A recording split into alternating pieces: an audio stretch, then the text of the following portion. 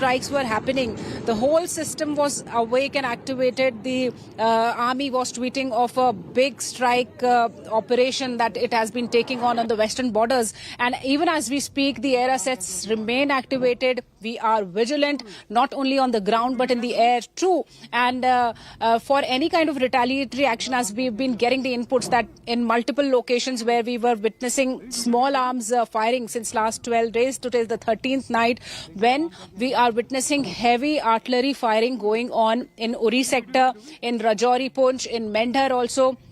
And this has been tackled well by the Indian Army with retaliatory fire of the artillery shells there.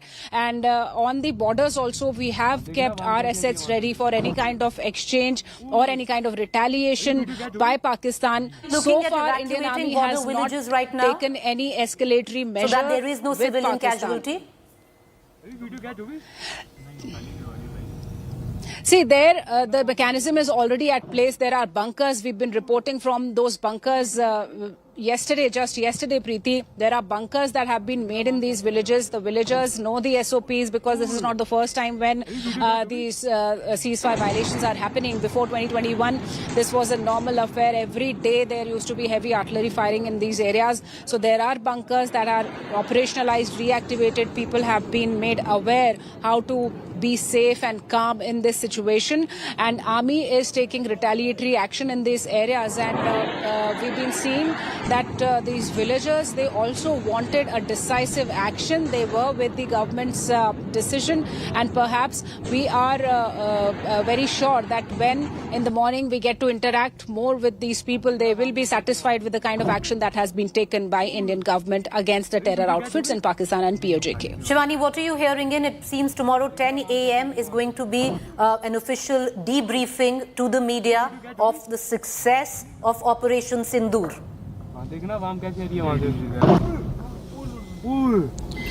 Preeti, we've been told that tomorrow morning, anytime between 10 and 11, there can be a big media briefing in the national capital where we can see the details, even the minutest details of this operation that has been taken on at 1:30 a.m., where we'll be getting to know what kind of aircraft was activated, what all was taken into consideration, which were the terror outfits that were specifically targeted, what are the casualty counts out there, any retaliation that happened, because we are getting a lot of fake inputs from Pakistani media, to be specific, about some damage on our side. But Shivani, will you stay on with me? We want to continue giving out the latest information that's coming in and information filtering in now, Gaurav. The attacks on multiple targets across Pakistan and POK Kashmir.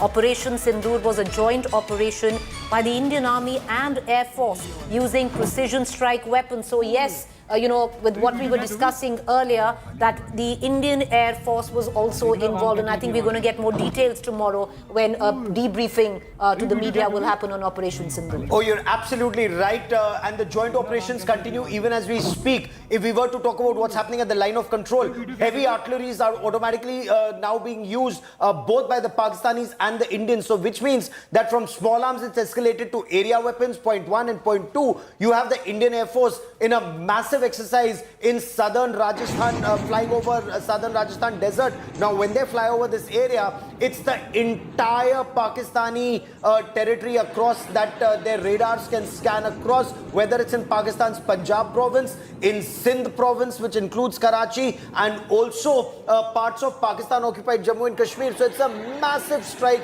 that's being undertaken, not just strike but post-strike. So Pakistan Air Force is flying, but Pakistan Air Force are staying on their side of I don't know, border. Because we're getting in, what we're going to do is, I want to bring in Gaurav on this. We're going to put out details only because Pakistan media is trying to propagate that, there's a fair amount of disinformation and propaganda coming in from their side. But so, we'll continue to get our viewers more on this right now. Absolutely, because, even when Balakot had happened, they had claimed that multiple Indian aircraft had been shot down. They had claimed that that time. But unless it's officially confirmed by Government of India and by the Ministry of Defence, Pakistan does indulge in a lot of misinformation and disinformation campaign. Their media has been making a lot of claims about Rafales and so on. But our information is that this was standoff weapons that were used. But the Pakistanis have officially also conceded that all the attacks that took place in Pakistan today and Pakistan-occupied Jammu and Kashmir were from the Indian side. So there is no question of any Indian fighter jet being across, as is being claimed by the Pakistani media. They indulge in a lot of disinformation. But even the Pakistan army, Gaurav, has admitted that we did not violate the airspace. These were, I mean, our missiles did. But that's what at least they're saying, that there was, we fired from our own airspace. Is Absolutely. what they, at least that the brief that is coming from the Pakistan army is. All right, viewers, let me quickly take you through the latest that's coming in. Shivani, will you take us through what been given to understand that the entire LoC right now completely hot, heavy shelling? South of Panjal as of now. Okay, only south. Can you take us through the areas where there is massive shelling going on across the LoC? Preeti, it's been exactly around 2 hours when this Operation Sindoor was conducted successfully, and what we've seen is that there is heavy artillery firing that is happening on multiple locations, specifically on Rajouri and Poonch sector, Bimba Gali, and also here this side in Uri and Menda too.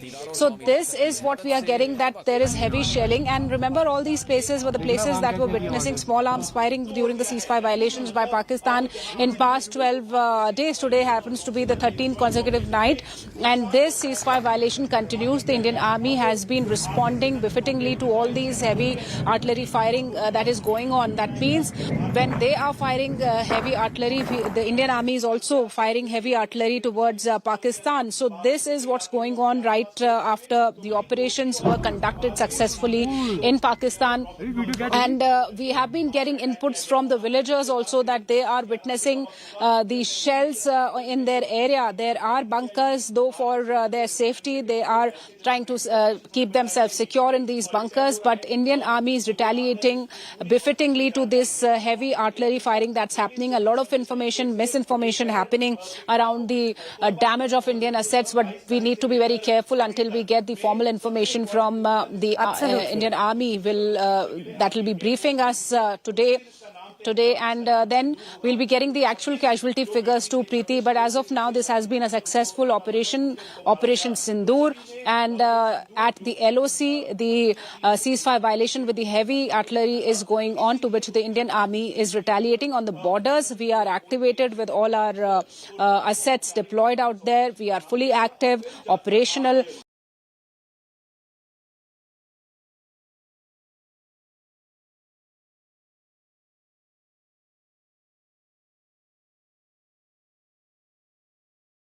Number one caught unaware. 1:45 a.m. at night is when the first strike from India happened. Take us through. So from what sources are telling India today, a decision had been taken by the Prime Minister, left to the services to target areas, and that decision that a terrorist headquarters, this Masjid Subhanallah in Bahawalpur. So it's not the main headquarters of Maryam Nawaz is the Chief Minister of Punjab's province. We are told that there are other locations that have been targeted. Now, in all, there are 9 locations that have been targeted in India's air/missile strikes that have taken place since 1:45. Pakistan Army has conceded to 3. Pakistan's Prime Minister has conceded to 5 strikes that have taken place. How long did it take to execute this entire operation? It can happen in a matter of minutes, Now, if it is the BrahMos supersonic cruise missile, the moment you fill in the launch code and fire, it's a supersonic cruise missile that goes at 3 times the speed of sound. So there is nothing that can intercept it. Even if the Pakistanis could see it, there's nothing they can do about it. Now they have the entire Air Force, Pakistan Air Force, up in the sky because they anticipate perhaps there could be more action and also to prevent any further action. However, However, their aircraft are on their side. Their aircraft are not in the 10 kilometers border line. Only in case they cross. Indian Air Force aircraft are also in the sky, as is the AWACS, which is your eye in the sky, your airborne early warning command and control system, which scans the entire Pakistan border and the LC. So the Pakistan border, Preeti, is about 3,500 odd kilometers. The line of control is about 740 odd kilometers, and the actual ground position line at the Siachen Glacier is about 110 kilometers long. So that's the Pakistani land border that is being looked at right now. The Indian Navy is out there in the Arabian Sea, and that is where you can choke Pakistan should it try anything that it should not do in haste. All right, Vyas, we're going to continue to get our viewers more. Now, this what we can confirm, and we're only giving out details that we can confirm. Operation Sindoor is a success. It was a joint operation by the Indian Army and the Air Force using precision strike weapons. This is the information that has come out. Immediately after India conducted this strike, a press release was given out by the Indian Defence Service, by the Ministry of Defence, clearly stating that Operation Sindoor, that the Indian Army conducted it on terrorist infrastructure in Pakistan and Pakistan-occupied Jammu and Kashmir. What is important to note at this point of time, viewers, is that very clearly what needs to be underlined is what India said. Our actions have been focused, measured, non-escalatory in nature. No Pakistani military facilities have been targeted. India has demonstrated considerable restraint in selection of targets and method of execution. And Gaurav, I would reckon this paragraph would be the most important when it comes down to this responsible press release, which immediately India put out after it conducted these strikes. You know, because this is India telling the entire world what we've done. One, it's retribution. Two, it's non-escalatory. Three, it is not targeting any military location in Pakistan. It's only targeting a terror launch pad and a terror camp. So that is why, what can Pakistan hit back? If Pakistan then tries to hit a military location in India, then it is Pakistan that is escalating, because international law is very clear. What we are also being told that maximum military restraint from India and Pakistan, we're getting a lot of reactions that are coming in from world leaders. We are told that US President Donald Trump has also been briefed about these latest developments. India's National Security Advisor Ajit Doval spoke to his American counterpart Marco Rubio, and he informed Marco Rubio about the strikes that had taken place. And as of now, do keep in mind, the world wants maximum restraint both from India and Pakistan. But then Pakistan now has its entire Air Force up in the sky Gaurav, to respond. There's more information coming in, and we're going to just give it out right now. It seems the Pakistan Ministry of Foreign Affairs has reacted, and I just want to read out the statement that the Ministry of Foreign Affairs has put out of Pakistan, viewers. In an unprovoked and blatant act of war. So you have the Ministry of External Affairs, Gaurav, that has called India's strike on terror in Pakistan an act of war. So Pakistan is interpreting India's attack on terror spots as an act of war. I just want to take our viewers through that, and that's the news that we're breaking right now. A press release coming in from Pakistan's Foreign Affairs Ministry. In an unprovoked and blatant act of war, the Indian Air Force, which remaining within the Indian airspace, has violated Pakistan's sovereignty using standoff weapons, targeting civilian population across international border in Muridke and Bhawalpur and across the line of control in Kotli and Muzaffarabad, Azad, Jammu and Kashmir. Of course, this is Pakistan-occupied Kashmir. India's act of aggression has resulted in martyrdom of civilians, including women and children. So this is Pakistan somewhere down the line trying to push the agenda. Big headline. It's a big headline. So it's not just Jaish-e-Mohammed. It's also Lashkar-e-Taiba headquarters in Muridke that's been targeted. Amazing. That's a big signal that India sends out, Preeti.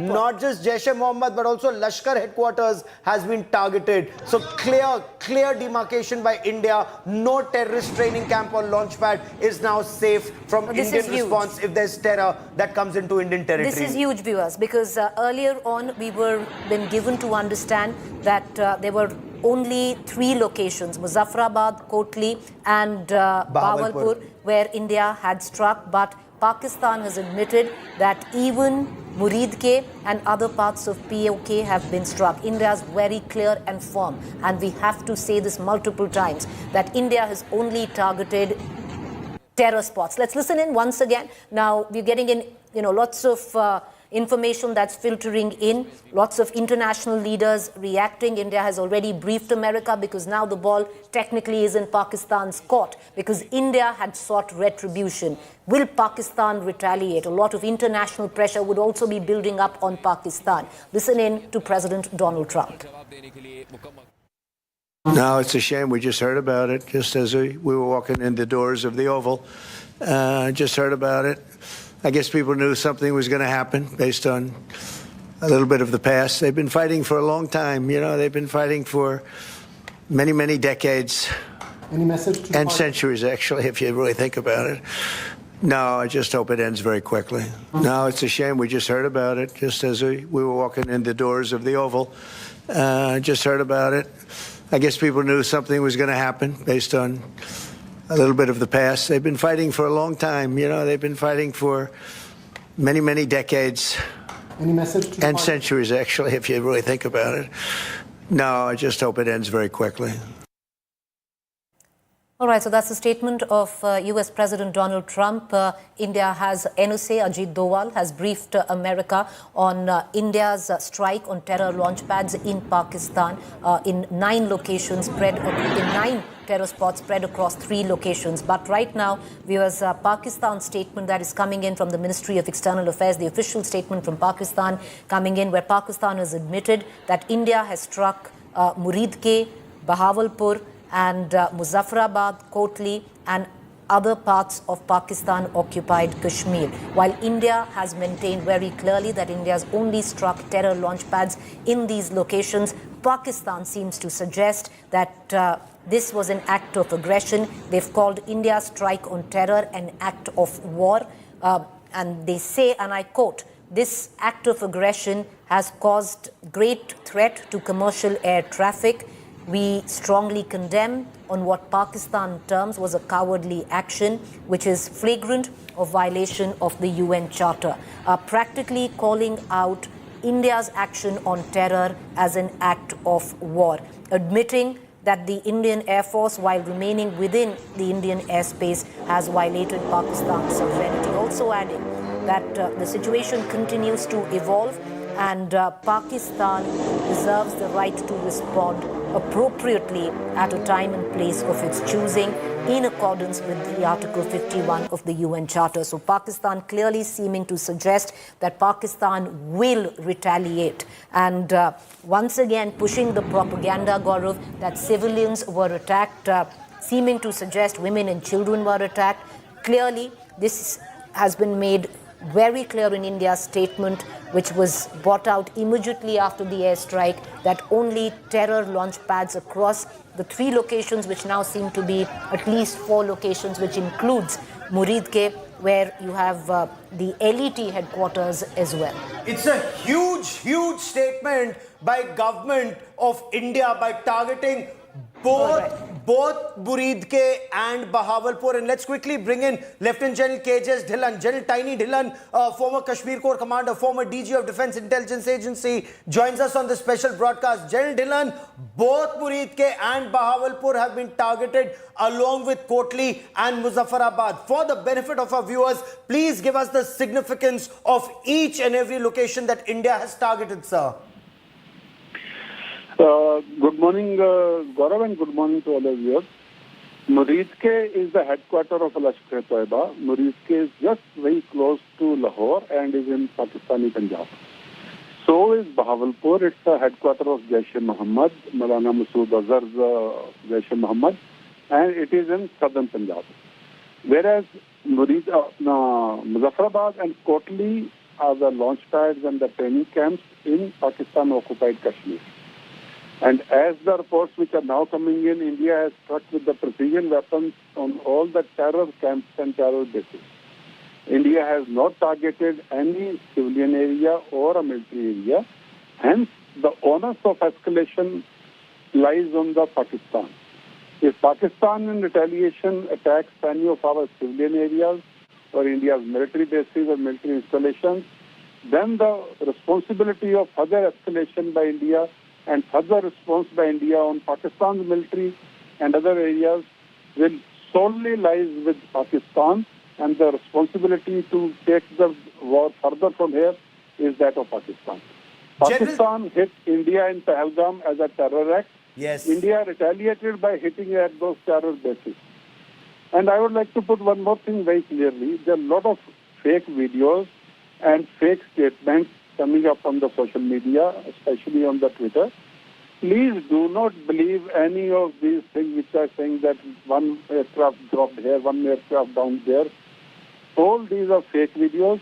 Only go by the official released videos or information. Absolutely. And second is, do not panic. Do not panic. As of now, no civilian areas have been hit. So I'll request the public not to panic and only look for information from the official handles.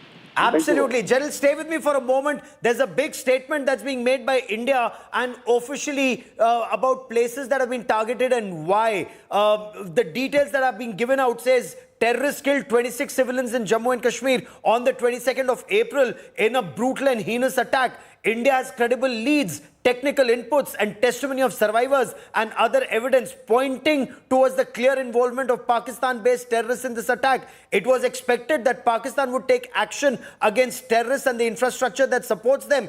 Instead, during the fortnight that has gone by, Pakistan has indulged in denial and made allegations of false flag operation against India. India's actions have been focused and precise. They were measured, responsible and designed to be non-escalatory in nature.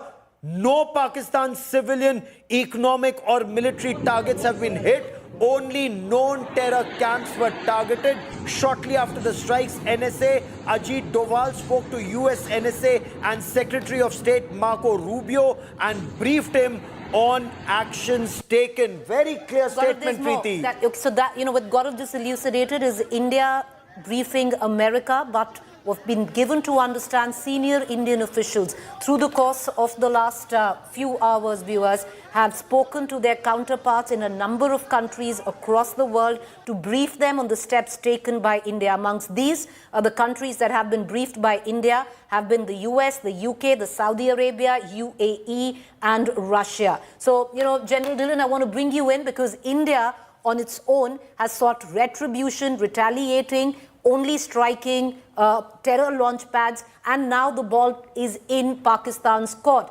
General, India's statement clearly says that this was non-escalatory, this was measured, and India only attacked terrorist establishments and not army installations or establishments. Clearly, there is an effort now by India to rally international support to put pressure on what has been largely a rogue nation, Pakistan, that it doesn't retaliate. Absolutely. India, in a very measured and very restrained reaction to the Pahalgam terror attack, has reacted and attacked only the terror bases and terror camps. India has not, and India has very clearly given out in the press release that India has not attacked any military installation or civilian area.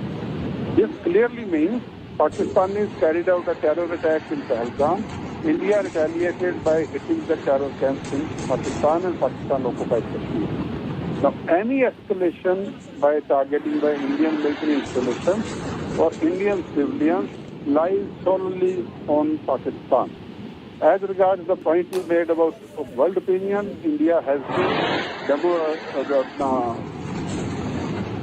been approaching all the world powers and through diplomatic channels to create a world opinion in our favor. It's an ongoing process and it will continue through the days to come. India is on the right path and India is in the right position and India is justified. But General Dhillon, one quick question that we'd like to ask you, because Pakistan in multiple press releases has already deemed this as an act of war. They're very clear that they're going to retaliate. Now, how prepared is India to take on that retaliation? India has taken 14 days or 15 days to retaliate to Pahalgam terror attack. Missiles are always prepared position. Missiles could have been launched any day. This 14 to 15 days means India has prepared its air defenses, India has prepared the physical defenses along the line of control, along the borders. India has also carried out drills to prepare their citizens, the mock drills and all which are planned, and it has been only carried out in some border areas. So a lot of preparatory effort has gone in, militarily and non-militarily, in the past 14-15 days, ever since Pahalgam terror attack. So India is fully prepared. Now the point comes back. India has only reacted to the terror attack in Pahalgam by hitting the terror camps. Now, if Pakistan takes it to another level by hitting the military installations and civilians, that onus and the responsibility of escalation lies solely with Pakistan, and then India will reserve the right to hit back on Pakistani military installations or other areas. But General, when you look at the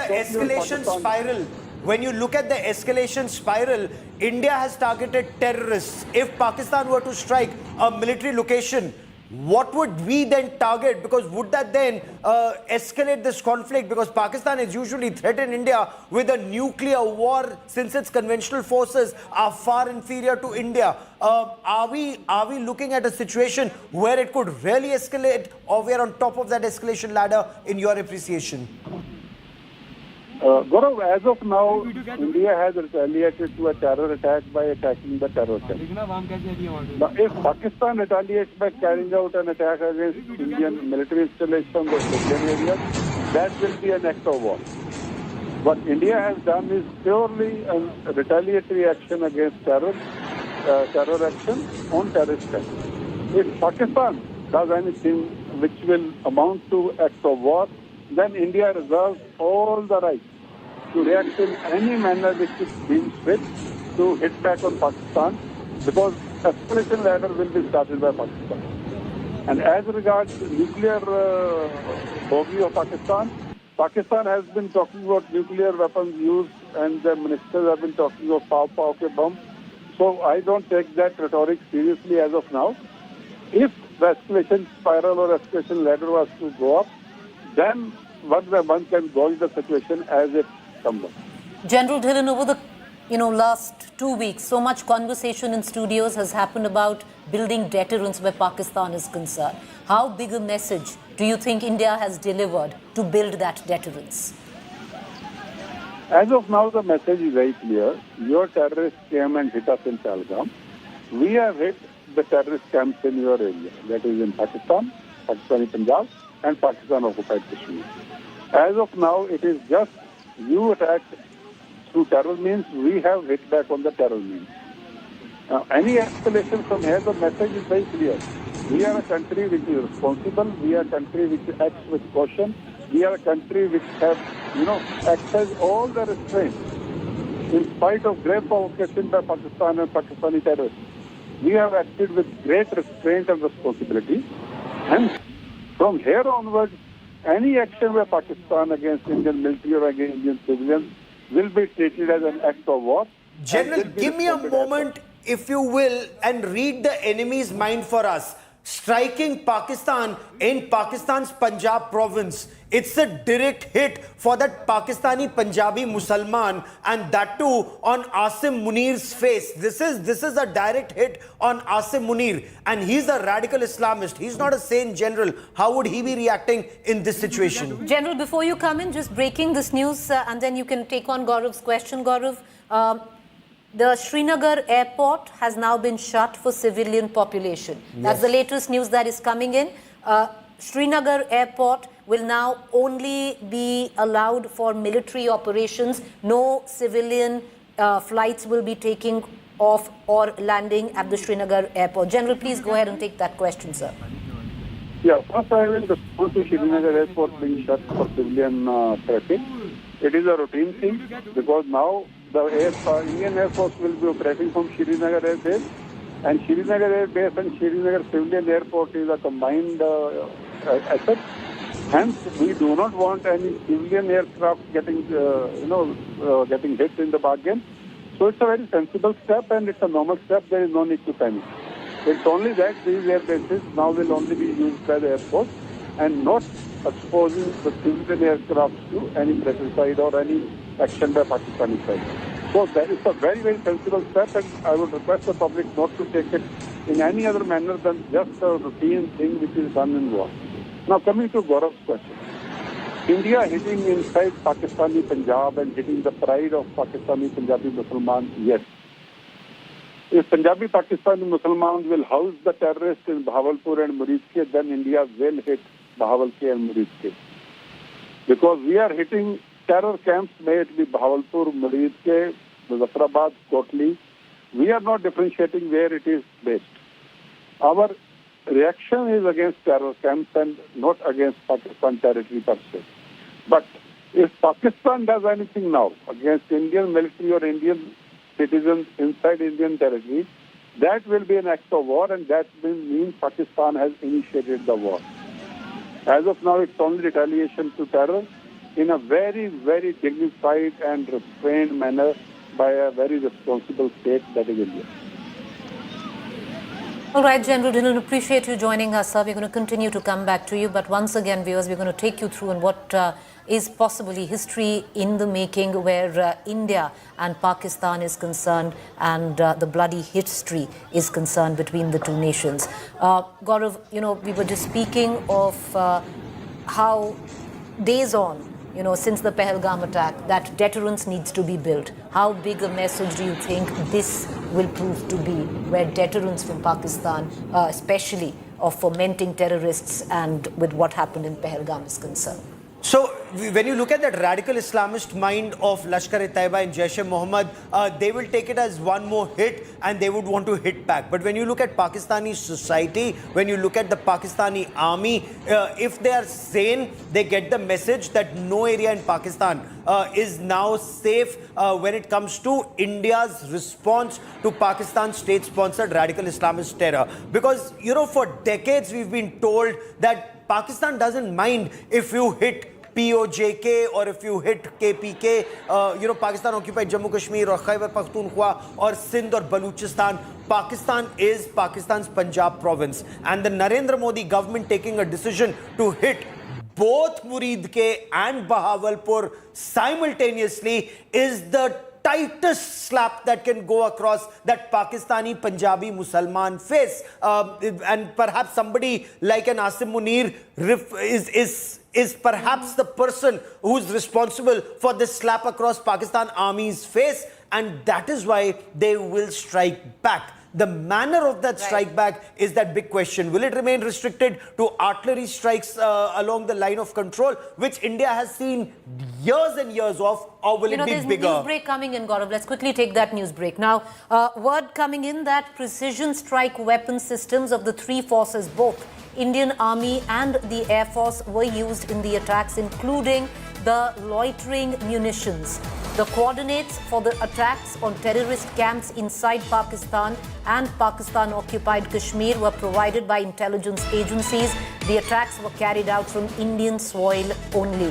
Gaurav, that technical term there for our viewers, will you elucidate?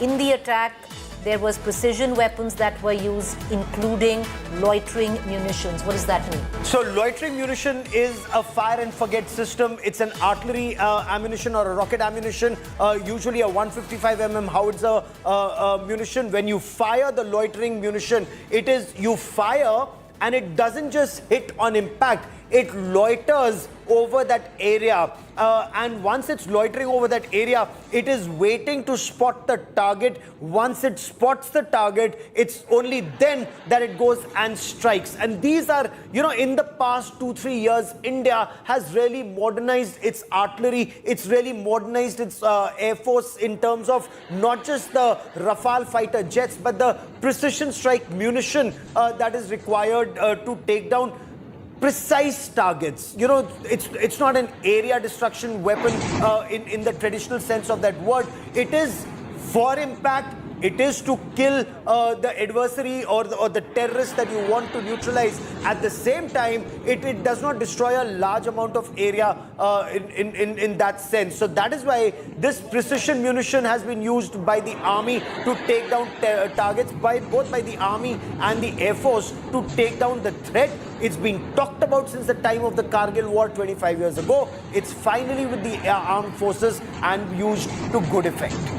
All right, viewers, so that's the latest information that is coming in. I'm going to take our viewers through it again. Gaurav just elucidated the kind of weaponry that was used by India to strike these terror launch pads, taking you through them again. Precision strike weapon systems of all three forces, Indian Army, Navy and Air Force, were used in the attack, including what Gaurav explained were loitering munitions. The coordinates of the attack on terrorist camps inside Pakistan and POK were provided by intelligence agencies. The attack was carried out from Indian soil. India took 2 weeks to do this, viewers, and that is what needs to be deliberated upon. This wasn't a hurried strike. Intelligence agencies were involved to actually pinpoint locations which actually point out to terror launch pads where terrorists were holed up, and that was India's choosing to hit only those targets. It was, and as mentioned earlier, Gaurav, a joint operation by the Indian Army and the Indian Air Force. We also continue to have, I think, Sunilji Bhatt with us, and Shivani. Sunil, coming to you. The LoC that Gaurav and I have been reporting for the last 2 hours ever since this attack lit completely hot. What are the reports filtering in? Any casualties as of now across the LoC? Preeti, what we are learning is that Pakistan has violated ceasefire along the line of control in Jammu and Kashmir, Punch district, and even in Rajouri district. Pakistan is resorting to heavy shelling right now. Remember, in the last 12 days, Pakistan was resorting to small arms fire. But given the escalation now, Pakistan has resorted to heavy shelling, and even civilian areas have been targeted in Mendhar, in Punch district. So the authorities are on their job. They are issuing advisories to people, and the bunkers that have been built in the last 10 years, those bunkers are going to come handy for the civilians now, because those are concrete bunkers. There are community bunkers also in the border villages along the India-Pakistan international border, as well as along the line of control. Sunil, stay with me. We are coming right back to you, because confirmation, Gaurav, now coming in that India has targeted JEM and LET headquarters in Pakistan, Punjab. The latest information coming in, Indian forces had selected, all right, the latest information coming in right now is that India has targeted Jaish-e-Mohammed and LET headquarters in Pakistan, Punjab. Gaurav, to hark back on the Pahalgam attack, the footprint coming in of the TRF which connects to the LET, and now LET headquarters being attacked in Muridke and the JEM in Bahawalpur. So it's very clear the kind of attack that's taking place, is to destroy the head of that snake of terror. Jaish-e-Mohammed is headed by that Maulana of terror called Masood Azhar. Lashkar-e-Taiba is headed by that professor of terror called Hafiz Mohammed Saeed. Their headquarters have been targeted by government of India. What we are also now being told that it's a seaborne operation. It was a tri-services operation by the Indian Army, the Indian Navy and the Indian Air Force. No Indian jet has been lost. Pakistan is spreading propaganda, including by Ataullah Tarar, their information minister, who's going on Western media to say that 2 Indian jets, that is the Pakistani propaganda, were targeted on Pakistani soil, but they fell on Indian soil, is their propaganda. But that's not true. Government of India is now saying no Indian fighter jet has been lost in this operation. What's very significant, it's a tri-services operation, and that's significant because the P-8I long-range maritime reconnaissance aircraft of the Indian Navy can scan multiple targets across hundreds of kilometers away and then pass on that information to the Air Force and the Army to take down a target. That's the level of precision that's been used in this attack. The main objective, Gaurav, that is coming in and word filtering in on that, the main objective of Operation Sindoor was to hit the top terrorist leaders of Jaish in Bahawalpur and Lashkar in Muridke. Muridke is where Hafiz Saeed is holed up, and Muridke was on target. So ultimately, one of the main reasons and on the hit list of Operation Sindoor, objective of Operation Sindoor was not just to hit at the terrorist launch pads in 9 spots across these locations, but also to take down top terrorists that have bled India for decades. That includes the Jaish and the Lashkar-e-Taiba. You know, Preeti, this is such amazing information that's coming in about Jaish-e-Mohammed headquarters being targeted, or Lashkar-e-Taiba headquarters being targeted in Muridke. You know, right from the 1993 Mumbai blasts that Pakistan's ISI sponsored, to the attacks that took place, Parliament attack in 2001, IC-814 hijack when that Maulana of terror. Retribution at various levels. At so many different levels. 200 people had been killed in the 2006 train attack in Mumbai. Raghunath Temple was targeted. Akshardham Temple was targeted. All traced back to Lashkar-e-Taiba and Jaish-e-Mohammed when their headquarters is targeted. And we still don't know what the casualties are yet. We don't know how many terrorists. So viewers, we will get that count. We will wait for that information to filter in, and this is information that generations will be processing. Imagine generations have bled in India. Generations will be processing this information of the head of that Hydra-headed monster called Pakistan state-sponsored radical Islamist terror. The only thing that's left to hit, whenever that is hit, is Para, the ISI headquarters. But beyond that, this is the biggest strike that has happened at Muridke and at Bahawalpur and at Kotli and at Muzaffarabad. From POK to Pakistan's Punjab province, it cannot get sweeter unless you hit Para now. One can understand Gaurav's passion, because Gaurav's been covering terror for so long, and it's actually coming in full circle. 25 years plus for Gaurav there. But we're going to get back to Gaurav. We're going to get you more information right now, Gaurav.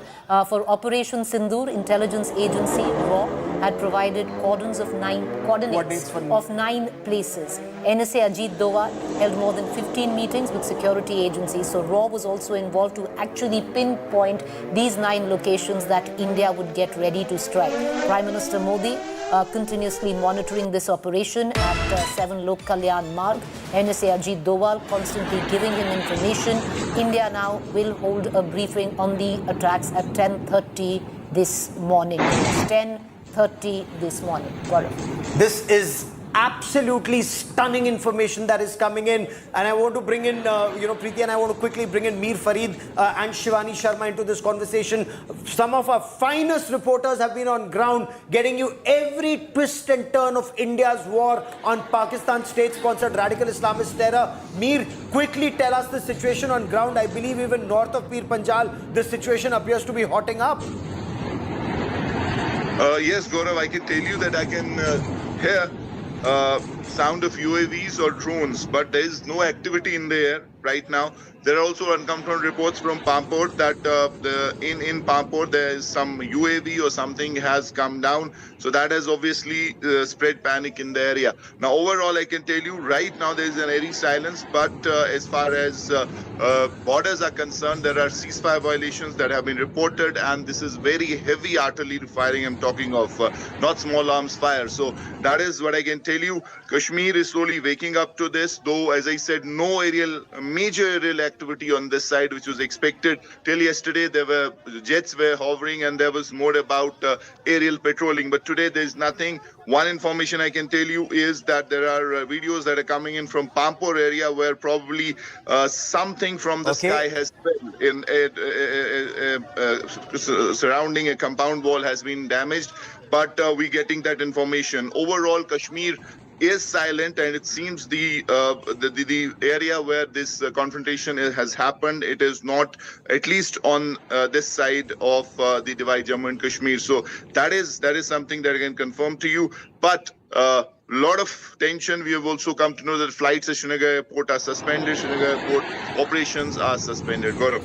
Okay, stay with me. I also want to bring into this conversation Shivani Sharma, who has exclusive details, and she's been speaking to her sources in the Ministry of Defense. Apparently, Pakistanis are reporting a lot of disinformation and misinformation. But get us facts. What's the position right now south of Pir Panjal and in terms of air operations on either side, Shivani?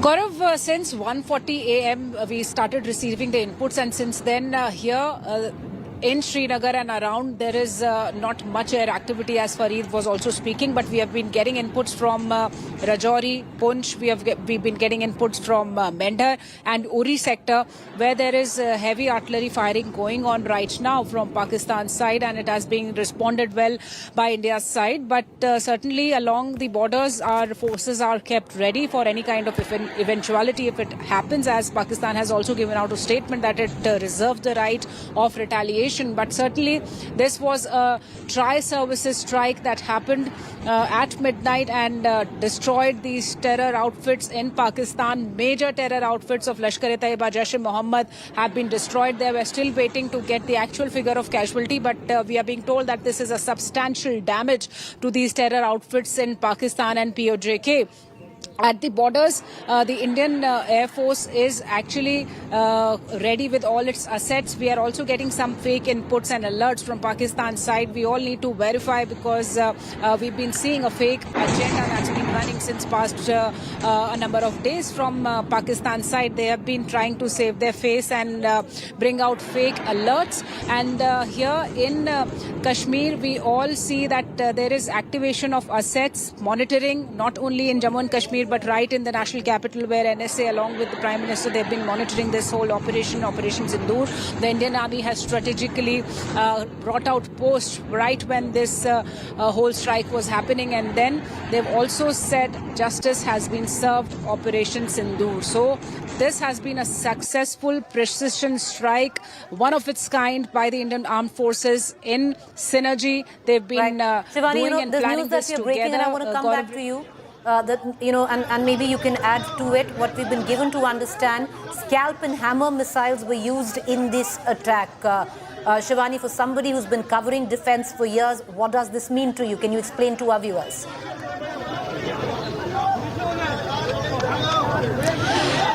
Preeti, scalp and hammer missiles, they give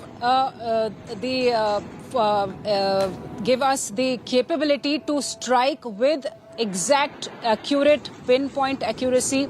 We can actually strike with a focused area. This comes with the ammunitions, loitering ammunitions that is being talked about in this particular strike, where we see that particular focused area have been targeted without even touching the civil areas there, which are close there in that area, and also without even touching any kind of military assets. So these have been, the scalp missiles have that capability to pinpoint accurately, precisely hit the target without damaging anything which is beyond that whole target area. So this is how the Indian forces have used. We are still waiting for more confirmation and more details as the press conference is scheduled for the day today. So Shivani, these were the precision weapons that have been used. What all assets were utilized and what was the...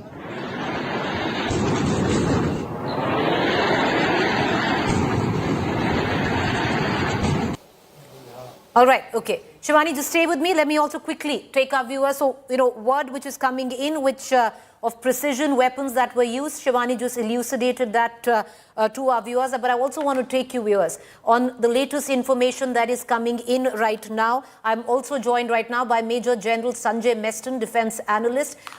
General, big news that is coming in is that India specifically in precision targeted Lashkar-e-Taiba headquarters, Masood Azhar and his hideout and madrasas. Special ammunition was used to carry out this attack on 9 terror camps. So both Muridke and Bawalpur, Jaish-e targets and LET targets were on India's radar, and right now all 9 targets successful. Sorry, I can't hear you. There is some, I can't even see the video, please. All right, General Messon, we're going to try and connect to you in just a short while, but I want to bring in Shivani, who's still with us with more details coming in on that. Shivani, can you take us through it? Because word clearly coming in that it was not just terror launch pads, it was not just Jaish terror launch pads or the LET terror launch pads. It was the terrorists like Hafiz Saeed and the other terrorists that were target of this particular strike by India, and sources now telling us 9 targets all successful. Give us details. Hello.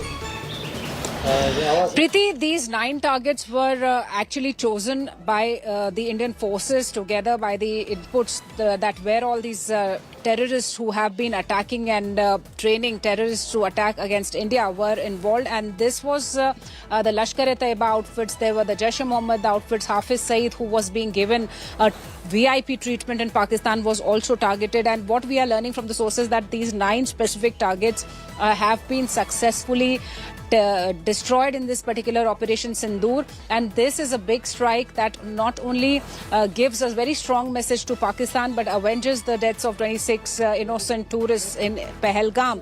And all the 3 forces were activated in synergy. They had planned this kind of strategic attack using the latest weapon systems. These could be like Scalp and Hammer missiles known for their precision strike and a range of 250 kilometers. So we need to wait for more official information coming in and the official information on the casualty figure too.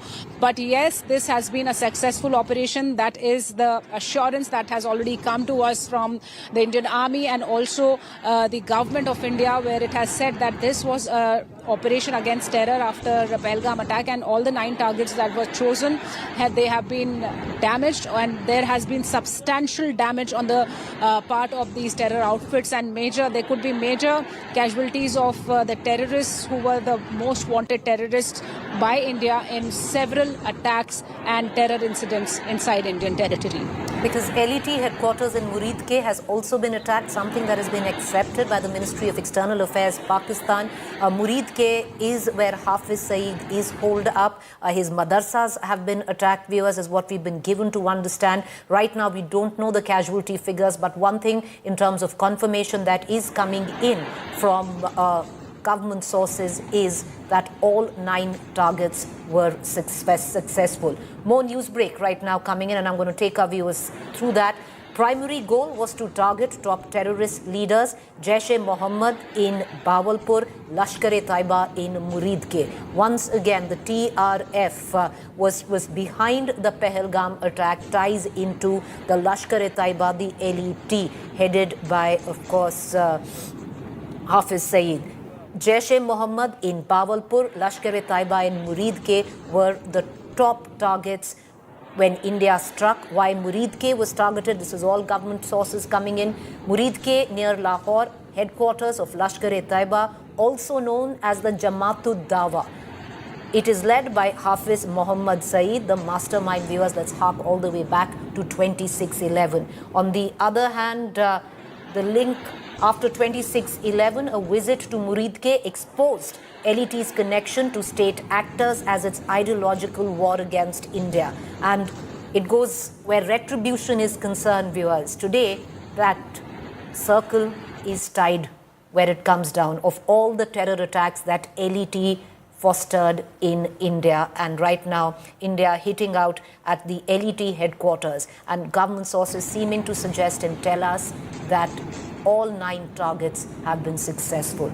So, whichever way one might look at it, this night has been history in the making, where at least India's response to Pakistan is concerned. I want to bring in General Meston, who is with us. General Meston, can you hear us now? All right, okay, we don't have General Meston. Can we try and connect to General Meston, and we're going to cut across to him. But I want to cut across. We have Piyush, who's joining us with the very latest. Piyush, word coming in that the Prime Minister monitored the operation through the course of the night. He was constantly briefed by the NSA. What more can you add? Well, that's right, Preeti. We are learning from the top government sources that PM Narendra Modi has monitored the operations throughout the night. He was also briefed by various officials. So remember that in the last 2 weeks, Prime Minister himself has been chairing various meetings. He has been in touch with top officials of the government. He has been meeting with NSA, Home Secretary, Defense Secretary, and various other officials. And now what we are told is that all these 9 targets have been successful, and Prime Minister Narendra Modi has been constantly monitoring the operations throughout the night. That's what the top sources in the government have confirmed to us. So one thing is clear, that all the 9 targets have been successful, and Prime Minister was constantly monitoring each and every development. You would remember that the day Pahalgam terror attack had taken place, Prime Minister had cut short his Saudi Arabia visit, and he was when he was landed in Delhi, he was briefed by NSA, Foreign Affairs Minister, Foreign Secretary, and then very next day he chaired Cabinet Committee on Security. And today also, let us tell to our viewers that at 11 a.m., the Cabinet meeting is expected, and we can expect some sort of, word there in the Cabinet also. So, but between 10 to 11 a.m. in the morning, India will brief the world and Indian citizens of the details of Operation Sindoor, which has been a huge success, is what have been indicated, viewers. The modalities of that, with justice being delivered. Once again, we want to hark back on why India's hand was forced, why this was necessary, and one needs to only go back as early as 2 weeks ago and what happened in Pahalgam. There's news break that's coming in right now, viewers. Now, now all of this is not to create panic. These are all advisories, especially for citizens who are looking at flying to areas like Srinagar, Jammu, Amritsar, Leh, Chandigarh, Bikaner, Dharamshala. Well, Indigo, the airline, has come up with a statement, and I want to bring in Sunilji Bhatt on that. Due to changing airspace conditions in the region, our flights to and fro from Srinagar, Jammu, Amritsar, Leh, Chandigarh, Bikaner, Dharamshala are impacted by the current airspace restrictions. So understandably, not to create panic, but standard operating procedure, especially at a time like this. There have been restrictions where airspace is concerned. Sunil, what more can you add? Well, Preeti, Indigo has issued a statement, and as per that statement, it has said that due to changing airspace conditions in the region, our flights to and fro from Srinagar, Jammu, Amritsar, Leh, Chandigarh, Bikaner, Dharamshala are impacted by the current airspace restrictions. So clearly, the government, the security agencies are taking, precautionary measures, because after India's strong action against terror camps and, and against the LET headquarters, India's strike on Jaish's headquarters deep inside Pakistan in Punjab provinces, Bahawalpur. Now it's likely that Pakistan may try to resort to any kind of misadventure. We are ready. Our Air Force is on alert. All the 3 wings of the army are on alert, and in case there is any escalation, we are ready to give a befitting reply to the enemy. But for now, situation remains very sensitive. High alert has been sounded across the length and breadth of Jammu and Kashmir, particularly at sensitive places. That includes line of control and India-Pakistan international border. We are ourselves heading towards some border areas, because there are reports that there is heavy shelling along the line of control. Pakistani troops have now resorted to heavy shelling, and they are targeting the villages that are located. Sunil, I'm going to come in, and I want to just take our viewers through the latest news break that's coming in. And viewers, this is the first visual proof of India's airstrike on Pakistan. Hafiz Saeed's mosque has been hit in Muridke. The mosque has been linked to the LET terror activities.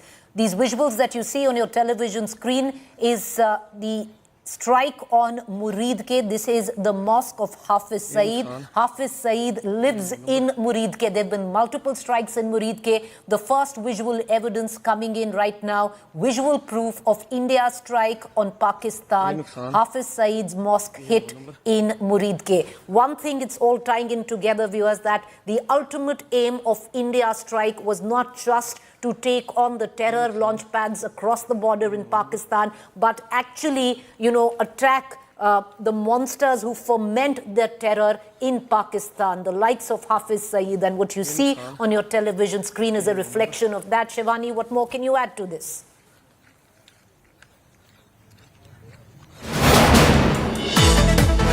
All right, we seem to have lost Shivani. We're going to try and connect to Shivani, but these visuals that you're going to see on your television screen is the first visual proof of the mosque of Hafiz Saeed being hit in Muridke. Once again, I'm going to take you back to the official statement that came out, and what our sources seem to suggest, that these were precise strikes that have taken place with precision weapons, and all of these 9 sites were clearly pinpointed by Indian intelligence. The RAW was one of the key figures in identifying these 9 locations across the border, and one of them is Hafiz Saeed's mosque in Muridke.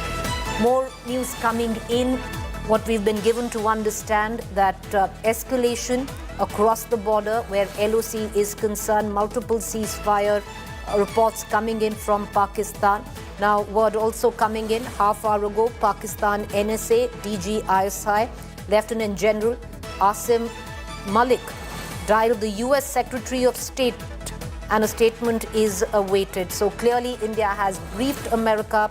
Pakistan also now reaching out. Pakistan has already deemed India's attack on these terror launch pads and an attack on terrorists like Hafiz Saeed an act of war. I want to cut across to Mir Farid, my colleague who's joining us. Mir, ever since 9:45 when these attacks have taken place, the LoC is hot.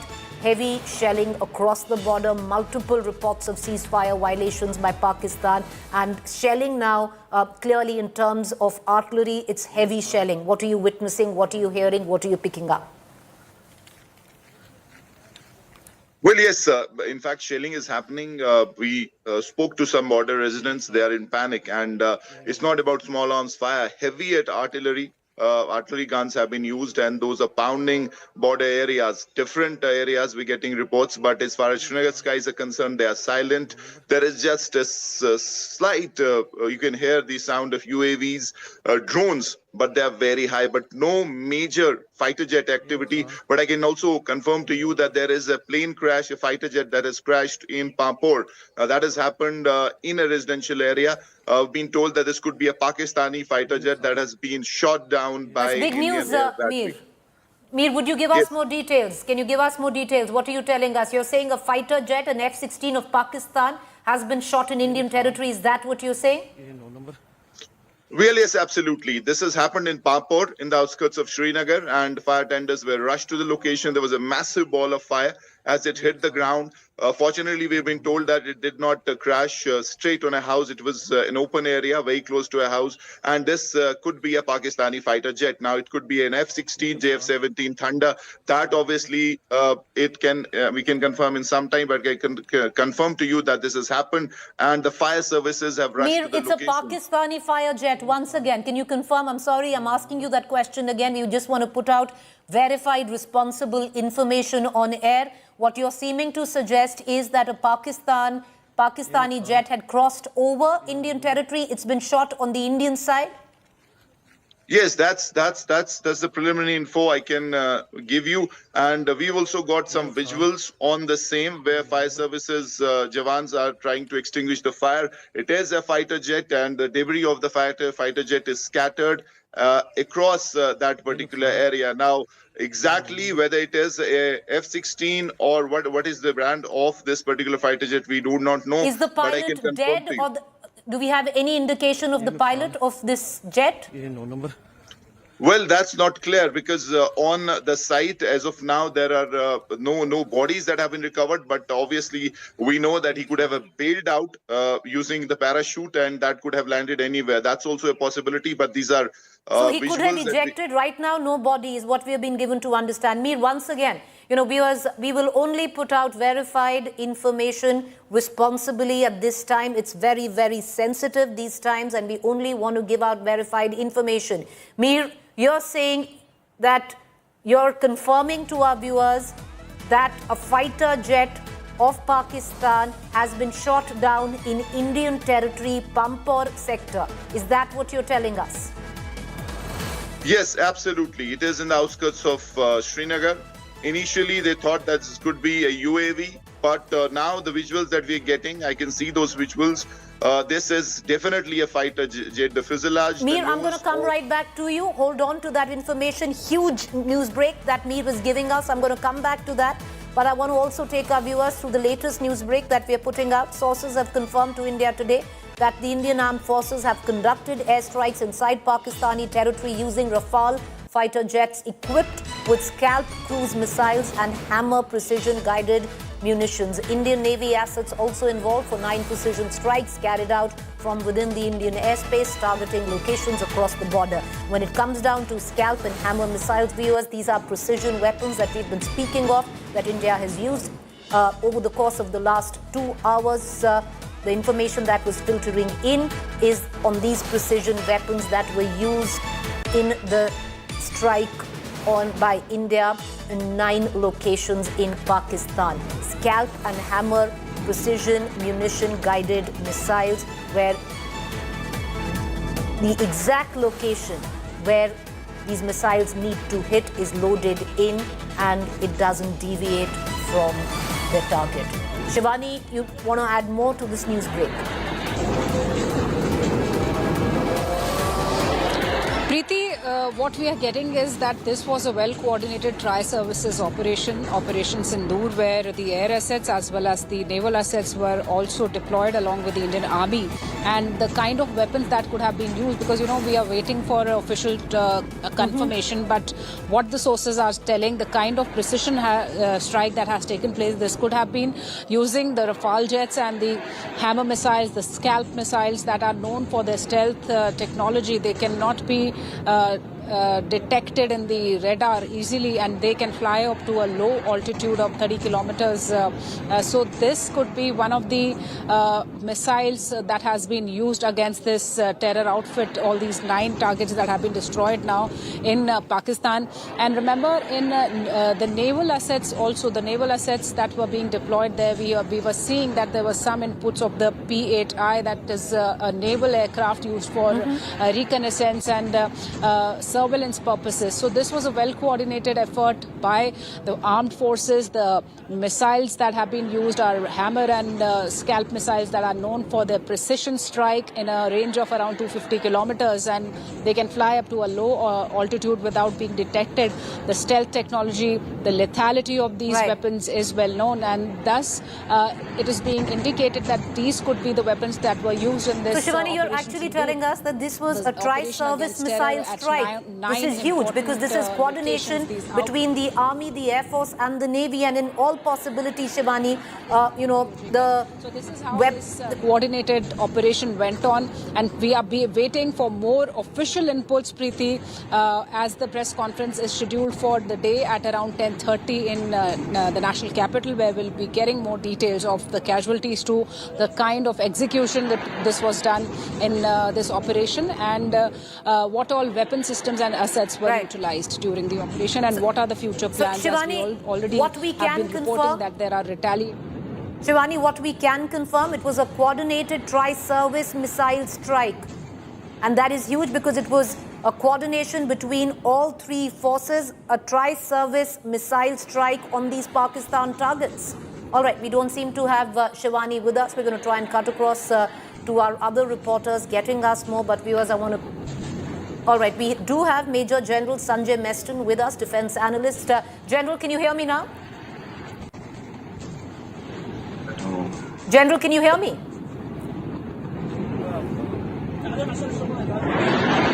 All right, okay, we don't seem to have Major General Sanjay Meston, at least as of now. We're going to try and cut across to him. But right now, viewers, what we can tell you, that Operation Sindoor, where precision weapons were concerned, a coordinated tri-service missile strike, we've been given to understand that even the Navy was deployed, and in all probability, some of the precision weapons that are being spoken of were actually fired by the Indian Navy. The Indian Armed Forces have conducted airstrikes inside Pakistan territory using Rafale fighter jets equipped with Scalp cruise missiles and Hammer precision guided munitions. Indian Navy assets also involved for 9 precision strikes carried out from within Indian airspace, targeting locations across the border. Shivani, what more can you add to this? Because it does seem that all of this was a well-coordinated tri-service missile strike on Pakistan. Preeti, certainly this was a well-coordinated tri-services operation. That's what the release also says, that the Operation Sindoor was a well-carried-out strike against the terror outfits at different locations in Pakistan and POJK. In fact, these 9 targets have been neutralized. They have been destroyed. And the kind of execution was done was well indicated in advance since last 2 weeks, when we were seeing all the 3 Navy all the 3 chiefs, including the Navy chief, the Air chief and the Army chief. They were briefing the Prime Minister in the presence of Raksha Mantri, the CDS and the NSA. So it was quite indicative of the fact that all the three forces will be coordinating for a kind of strategic action that they will be taking ahead to neutralize and avenge the deaths of the 26 people in Pahalgam. And that's what has happened. What the sources have been indicating to us, Preeti, that the Navy was also involved, and we've been seeing how the operational drills were in action in the Arabian Sea. A lot of demonstrations were shown. Even the BrahMos was activated in one of the operations that we saw right after the Pahalgam attack. And we also saw how the P-8I aircraft of the Indian Navy was also conducting some drills in this whole area in the Arabian Sea. That means this was a closely coordinated operation between the three forces, the Indian Army, the Indian Air Force and the Indian Navy. The kind of assets that have been indicative of being used are the Rafale jets, the Sukhois and the other fighters of the Indian Air Force that have carried out this precision strike against Pakistan's terror outfits. And very important out here to mention that none of the military infrastructure or the civilian infrastructures have been hit in this kind of strike. That speaks about the precision, and this also involves munition, loitering munition, that is the most advanced munition that is used for a specific target in a focused area. So a localized target in a specific area can be hit hard with whole lethality. These missiles that we are speaking about, it has been indicated by the sources, Preeti, that these missiles could have been used in this kind of operation. These are known for their lethality, their stealth, their precision on the targets, pinpoint targets, and the low altitude flying, 30 to 40 meters of altitude that can be taken. So we need to understand that this was a well-coordinated operation of the best of our weapon systems, techniques and collaboration, synergy, what India has been working on since past few years on the synergy between the forces, the Indian Army, Navy and the Air Force. And in this particular Operation Sindoor, that synergy also shows, that target also shows, the lethality and the stealth weapon system usage is very evident. Preeti. Well, ultimately, viewers, this is retribution. 2 weeks down, it's retribution. Maybe if there is something called closure to family members of the 26 innocent lives that were lost in the Pahalgam airstrike, the Pahalgam terror strike. All right, viewers, we are getting in more information right now, and I want to bring in Sunil G. Bhatt, who's going to take us through all the 9 locations that were struck by India. Sunil ji, you want to come in and give us more details? All right, we have Mir Farid with us. Mir, Bawalpur, Muridke, Gulpur, Bimber, Chak, Amru, Bagh, Kotli, Sialkot, Muzaffarabad are the 9 locations which are hit.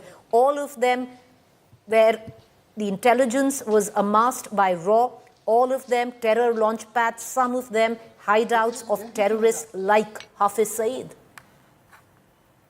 Absolutely, Preeti. This has taken quite a bit of homework as far as intelligence sees and the armed forces are concerned, because these are all hideouts of the Jaish-e-Mohammed Lashkar, especially Jaish-e-Mohammed, because while we have been repeatedly saying that they have been operating in shadow names like PAFF, like TRF, Kashmir Tigers, but we know that the mothership obviously is the Jaish-e-Mohammed, and we know who are operating Jaish-e-Mohammed and from where. So this is based on intel inputs from agencies, and on the basis of which these targeted attacks have happened, precise targeted attacks against locations of Jaish-e-Mohammed, especially Lashkar, in these 9, at least 8 to 9 sites which are in and around POK, Muzaffarabad. And we know that post the Pahalgam attack, and considering that Pakistan was expecting a response from India, some of these sites or terror launch pads and camps were vacated, but they were still reports that there were camps where there were Jaish and Lashkar terrorists. They're very much present, and it seems that all these sites have been targeted. One thing that has been made clear from the Indian side, from the army, is that no civilian assets, no Pakistani civilian assets or army formations have been targeted. It is precisely targeting the terror infrastructure, which has been bleeding India since ages. So that part has been made clear, though there are now reports coming in from Pakistan. Their DGISPR and others have said that, in fact, spoken about some casualties, at the same time saying that they will retaliate at their time of choosing and at their own time. So that threat has come from Pakistan. And Preeti, I can also tell you that a fighter jet, as we have reported, has crashed in Pampore. And in fact, we'll in some time, although we've got the visuals, get complete reports, because right now, even the security forces, the police hasn't reached the location. Based on eyewitness accounts and fire and emergency accounts, that it is a fighter jet.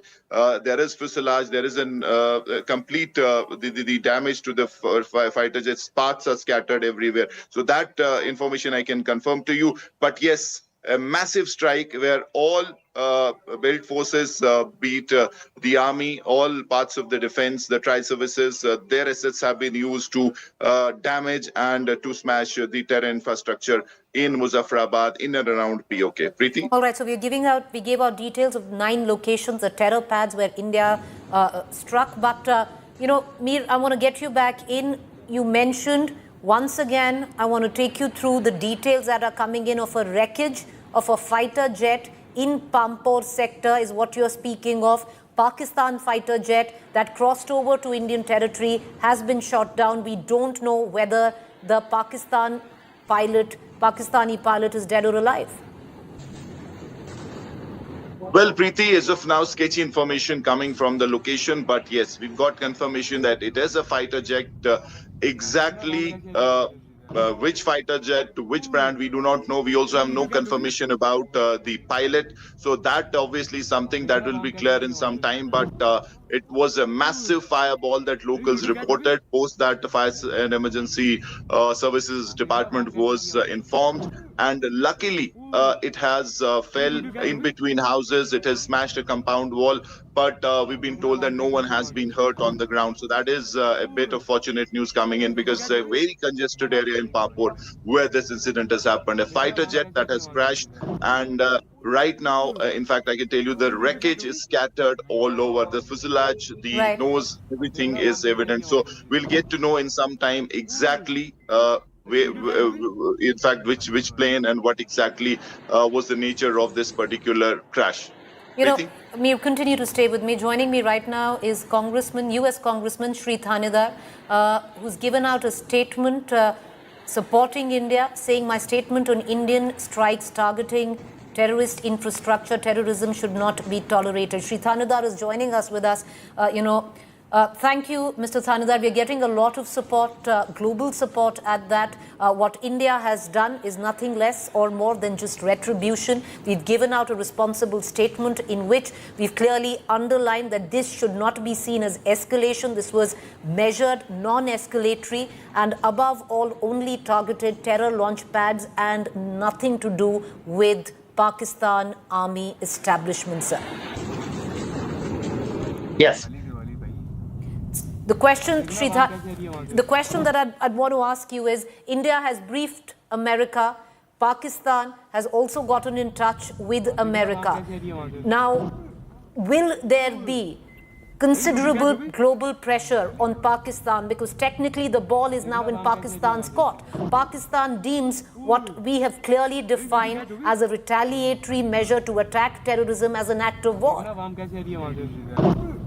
That's right. And, what I've asked the U.S. State Department to do is do a thorough investigate the attack in Pahalgam, where innocent Hindus were killed. That needs to be investigated, needs to be found out. Initial indications are that Pakistan has supported these terrorists. This is a state-supported terrorism act is what it looks like right now. But that needs to be investigated, as I'm asking for a congressional briefing on that. But this is a time of need, and the United States must stand by India as India fights terrorism. United States has stood by Israel when Israel is fighting terrorism. In the same way, United States must stand with India. I think India has done a very responsible response. They could have gone wild, but they did not. They have targeted specific infrastructure related to the terrorist attack, and India has a right to protect itself. All right, appreciate you joining us at this morning, our morning, early morning. Appreciate you joining us. Right now there has to be a global responsibility as well. India, over the course last 3 or 4 hours, has briefed many nations on why India conducted this strike, the nature of this strike, why it only targeted terror launch pads and terrorists, and hoping right now, sir, that enough diplomatic pressure is built on Pakistan that it doesn't retaliate. Yeah, absolutely. And Pakistan, not only that, but Pakistan must stop supporting terrorism. This is something that United States can use its relationship with Pakistan to ask for that, demand that.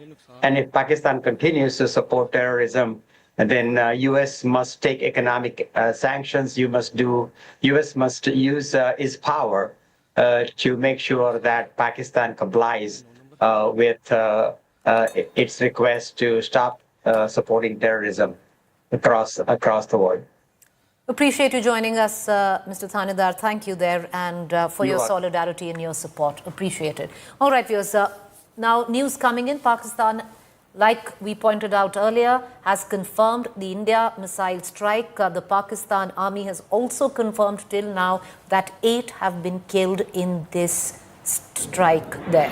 So that's the latest news that is coming in, that Pakistan Army has given out a figure of 8 that have been killed. We also gave you the first visual evidence, and we're going to play that again, which is in Murid Ke, the mosque of Hafiz Saeed being attacked by these precision weapons. It's a tri-service strike, and nothing can not take away from the moment in history that viewers, that India stands on, where its retaliation to Pakistan is concerned. This has been truly a never seen before kind of retaliation, which was promised by the government and has been delivered. Aptly titled Operation Sindoor. Operation Sindoor is a success. Justice, as per the Indian Army and India, has been delivered. The reason why this operation was called Operation Sindoor, because there were many young couples who, after getting married for their honeymoon, newlywed, had gone to Pahalgam, and there the husbands were picked and killed on the basis of their faith of being Hindu. I want to immediately cut across to my colleague Shivani, who's joining us live for more. Shivani, initial information coming in from Pakistan. The Pakistan Army has confirmed that 8 have been killed in this strike by India. Preeti, these figures have come from the Pakistani Army, but we cannot rely much on Pakistani figures because we know Pakistan of hiding its own casualties too. And what actually the casualties have been, we need to wait for the official confirmation at the press conference. But yes, Pakistan is conducting this briefing right now. It has already confirmed all those locations that were mentioned by India about these Operation Sindoor strikes, where major terror outfits have been, and Hafiz Saeed, for that matter, other Lashkar-e-Taiba, Jaish-e-Mohammed outfits have been there in all these locations. So we have been told through our sources that there has been substantial damage, no damage to the civil population out there, because these were the precision strikes that were carefully managed and strategically planned. There is information about how the three forces have conducted these strikes, but yes, Pakistan has confirmed that India has hit its terror outfits very hard. It has been bringing out this information now. As we've already spoken to the United States, NSA has briefed the United States about this operation that has been taken on by India, in which United States was standing as a support to India, as was conveyed in multiple statements, Preeti. Now, Pakistan has also apprised the United States about the same, and Pakistan has already given out a statement in which it has called India's Operation Sindoor an act of aggression, to which it reserves the rights to retaliate. But at the same time, we are also getting inputs from the line of control, Preeti, where ceasefire violations continue. But important and notable is that this time heavy artillery gunfires are being heard in this location, to which Indian Army is retaliating befittingly. But certainly there has been substantial damage in Pakistan and POJK, where these terror outfits were running, sheltering, harboring these terrorists who were acting against India and were also involved in the Pahalgam terror incident. Shivani, stay with me on the news that we are breaking right now. Of the 9 targets successfully hit by the Indian forces, 4 are in Pakistan and 5 in Pakistan-occupied Kashmir. So 9 in total, 4 in Pakistan and 5 in Pakistan-occupied Kashmir. The 4 in Pakistan in all probability have to be in the Punjab province of Bahawalpur. The targets in Pakistan include Bahawalpur, Muridke, Sialkot, Sarjal. Special ammunition was used to target the terror camps. It was a tri-service missile strike. Shivani, I want to pull you in on this. Can you take us through the details that are now coming in, the micro details of what has been a successful Operation Sindoor?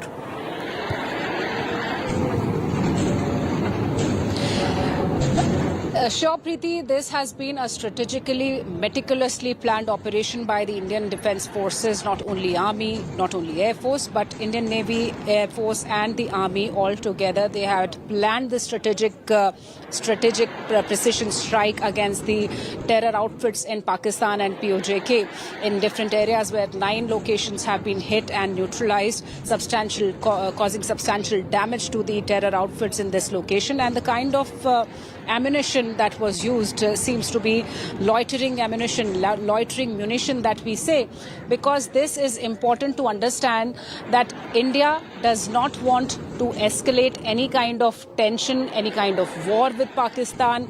India believes that only and only the perpetrators, the terrorists, should be hit hard. No civilian should be damaged in this whole process. That is why specific choosing of these particular weapon systems was done. And we have to wait for more official confirmation on this, Preeti. But we know that how India has been transforming and having these kind of modern weapon systems that can be used for precision striking without causing any damage to the other targets other than what we want to. So these are the 9 specific locations, a focused, measured, precise operation that was carried out in Pakistan, because what the statement also says that no military outfit or no military infrastructure was touched during these strikes which were carried out in Operation Sindoor. No civilians were hit. Only these particular terror outfits where we've been seeing as the bases, the hubs of major terrorists who have been acting against India, be it Lashkar-e-Taiba or the Hafiz Saeed, who's been given a shelter out there, being treated as a VIP. So there might be substantial inputs on the number of casualties, the terrorists who have been destroyed and neutralized in this particular attack, and also the kind of weapon systems that have been utilized and used by the Indian forces. This was a coordinated, precise operation by the Indian forces, to which we were seeing a lot of deliberations happening in the national capital under the monitoring of Prime Minister Narendra Modi, who is still monitoring the whole situation while this operation was carried out, Preeti. NSA has already briefed the United States, about this whole operation. A number of ambassadors have been briefed about this this operation that India has taken on. And at 1:30 a.m., the operation started. To be precise, it continued for a few minutes, 10 to 15 minutes, when India has hit these terror outfits hard in Pakistan without even entering the Pakistan's airspace. So we have those kind of weapon systems that have a long range. We have a number of missile systems, number of fighters that are capable of these kind of strikes. So what we are getting from the sources that this was a coordinated operation that had gone inside Pakistan without even entering their airspace and hit them with precision using the scalp and hammer missiles that are the most lethal stealth weapons that cannot be detected easily in radar systems. So this is the power of India's defense forces synergy and the modernization that India has been carrying out in past few years, Preeti.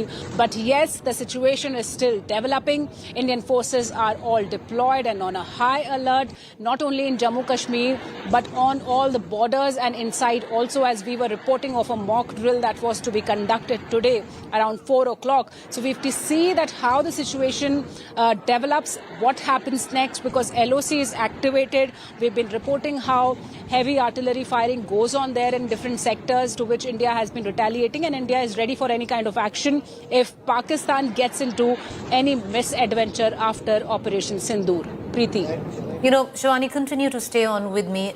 Viewers, there's more breaking news coming in. And once again, none of this is to spread panic, just to give out information, because there are going to be travel advisories. There is going to be restriction where airspace is concerned. And I want to bring in Sunil G. Bhatt, because after Indigo, Sunil, now Air India has come up with its own travel advisory where many flights to many locations, especially where Rajasthan, Punjab, Kashmir are concerned, stand cancelled. Will you give us details?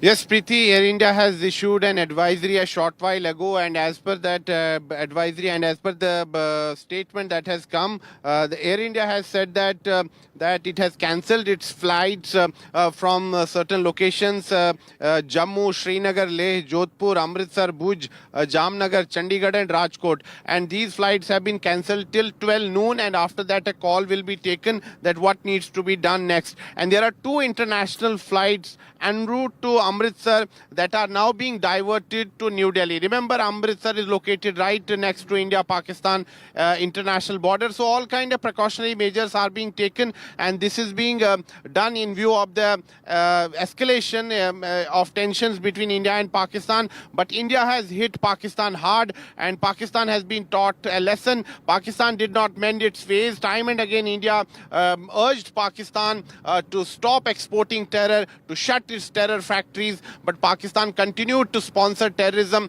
against India. And recently what happened in Pahalgam, a horrific terror attack took place. Innocent people were targeted, and this was the tipping point. And now we decided to hit Pakistan hard, not only in Pakistan occupied Jammu and Kashmir, but we have hit the targets of Lashkar and Jaish deep inside Pakistan, in Pakistan's Punjab province, and this is huge. And that is why now high alert has been sounded across the length and breadth of Jammu and Kashmir, particularly at sensitive places, whether it's the line of control and India-Pakistan international border. What we are learning from our sources is that Pakistan is resorting to heavy shelling right now along the line of control, particularly in Poonch district. Civilian villages have also been targeted. We are ourselves on our way to the border areas, and we are going to get ground reports from there. Preeti, back to you. You know, Sunil, you might want to add to it, because as we're going to go along, viewers, we're going to give out information little by little, the fine print of what has been a hugely successful and historic operation that India has carried out with acute precision, viewers. More details coming in now. We gave you the list of the 9 locations that India has struck. Now, there is a new terror control room, or was, hopefully, a new terror control room in Muzaffarabad, which is in POK, from where Pakistan Army and the ISI plan major infiltration bids on Indian soil. The plan for infiltration of Jaish terrorists was always prepared from the new control room 88, built in Muzaffarabad, Pakistan. It was the launch pad of Jaish. The terrorists used to go to transit camps called Savai Nala in Muzaffarabad. Pakistan for infiltration with the help of the Pakistan army, and this is what was struck by India. The terrorists from Muzaffarabad were always bought for infiltration from the Dudhnia launch pad, 98 kilometers away from the transit camp of Savai Nala.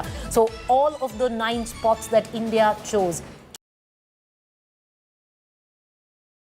picked, and only precision weapons were used to attack these 7 locations. Very responsibly after that, India gave out a statement stating that this is not an escalation. This was measured. It had to happen, especially after Pahalgam, and India only attacked terror launch pads and nothing to do with installations of the army. On the other side, clearly Pakistan is retaliate at a time of its own choosing. India at the back of, kid you not, what is history in the making. Kid you not. What has happened is history in the making of India's retaliation to Pakistan, of constantly fomenting terror. But as we go on, we are giving you, the fine print, the details that are coming through of what has been a super historic and successful Operation Sindoor. Retribution, revenge, and if one can call it, closure to 26 families and their loved ones who lost their loved ones in the Pahalgam terror attack. Closure at some level for them. Aptly titled, and sadly, there's a bit of irony to it. Operation Sindoor, because many young women lost their husbands newlywed on their honeymoon to this terror attack at Baisaran Meadow in Pahalgam. These visuals that are coming in would possibly burn into the memory space of anyone who would think of fomenting trouble or terror in India again. This is payback, viewers, and this is as big as it gets. I have with me Ankit Kumar, my colleague, who's going to take us through the 9 locations that India picked, curated as terror hotspots and targeted them with precision weapons. Ankit. So Preeti, the entire list, although the official announcement from the Indian Armed Forces is yet to be made, but going by whatever official word that has been put in so far from Indian side, as well as the press conference that was just addressed by the DG ISPR from Pakistan Army. We can divide the entire area into 2 parts. First was the HQ. When we talk about Bahawalpur, when we talk about Muridke again is so critical. We talk about Pahalgam. What about justice for 26/11? When 26/11 happened, all the subsequent reports pointed out to Muridke. That was the place where people like Ajmal Amir Kasab, they were recruited, they were trained, right? So a Lashkar HQ in Pakistan, again, Bahawalpur, Jamia Subhanallah. Very interestingly, DG ISPR said east of Ahmadpur. He did not say Bahawalpur, right? East of, because everybody understands Bahawalpur is Jaish-e-Mohammed HQ, right? Interestingly, in March, first week, India Today, we did a story, we brought a story. We showed using satellite pictures how the HQ of Jaish-e-Mohammed in Bahawalpur has been expanding in size, and that was very much visible in satellite imagery. That was only 2 months back. So Bahawalpur has been targeted. As per Pakistani military, it's Ahmadpur East. So what we are given to believe is that Jamia Subhanallah, the HQ of Jaish-e-Mohammed, has been targeted. We now have confirmed visual evidence from Muridke that the entire mosque has been taken down. So unlike this is Hafiz Saeed's mosque. This is Lashkar-e-Taiba HQ.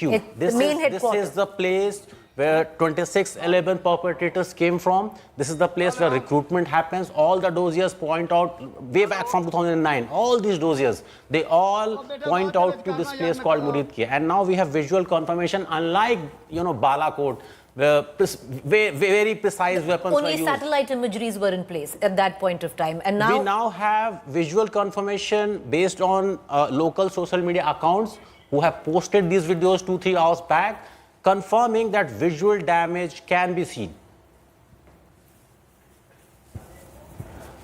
The second part of these attacks, POK, Muzaffarabad, those kind of places, these were what we call terror launch pads. Temporary places, not HQ level places, but these are the places where recruits who have been trained are sent in POK. So the entire plan, the entire target list can be divided into two parts. One, places like Kotli, Muzaffarabad, Pakistan-occupied and then Kashmir. Province Punjab, And which is then headquarters mainland Pakistan, where HQs, recruitment centers, training centers of Jaish as well as Lashkar-e-Taiba exists. So basically, Ankit, these 7 locations that India struck were chosen, curated with precision, as you said very clearly, as Ankit made it clear, divided in 2 categories. One, Pakistan-occupied Kashmir, terror launch pads, and then headquarters of terrorist organizations like the Jaish, like the Lashkar-e-Taiba, the LET. And viewers, tie it in, the TRF, responsible, which has taken responsibility for the Pahalgam attacks, ties into the Lashkar-e-Taiba, the LET. The LET responsible for 2611. So it's retribution coming in full circle, not just for Pahalgam. You go all the way back to 2611 and the hundreds of terror attacks that have taken place in the country, which had the footprint of the Lashkar-e-Taiba. Correct, Ankit? The visuals that we are showing on our screen is from Muridke. The one that are coming in of the burning building. This burning building is the place, the heart of Lashkar operations for more than 20 years now. This is the heart where Hafiz Saeed, the Lashkar-e-Taiba, they all take their oxygen from. So they recruit from all parts of Pakistan, but the training, etc., all according to several intelligence dodges. You know, after 2611, there was so much of documentation on how Lashkar works, where the recruits were hired, where they get training, where they get all sorts of military training.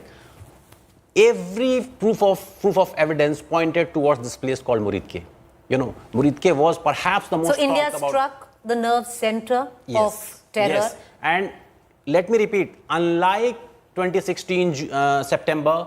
Unlike February 2019, this time the damage is very much visible, as you can see in these pictures. Exactly, because till now even Pakistan denied the surgical strikes. You know, there was evidence in terms of only satellite imagery, and here you have Pakistan admitting that India struck. You have visual evidence that is coming in from multiple sources. More details coming in, more news break coming in.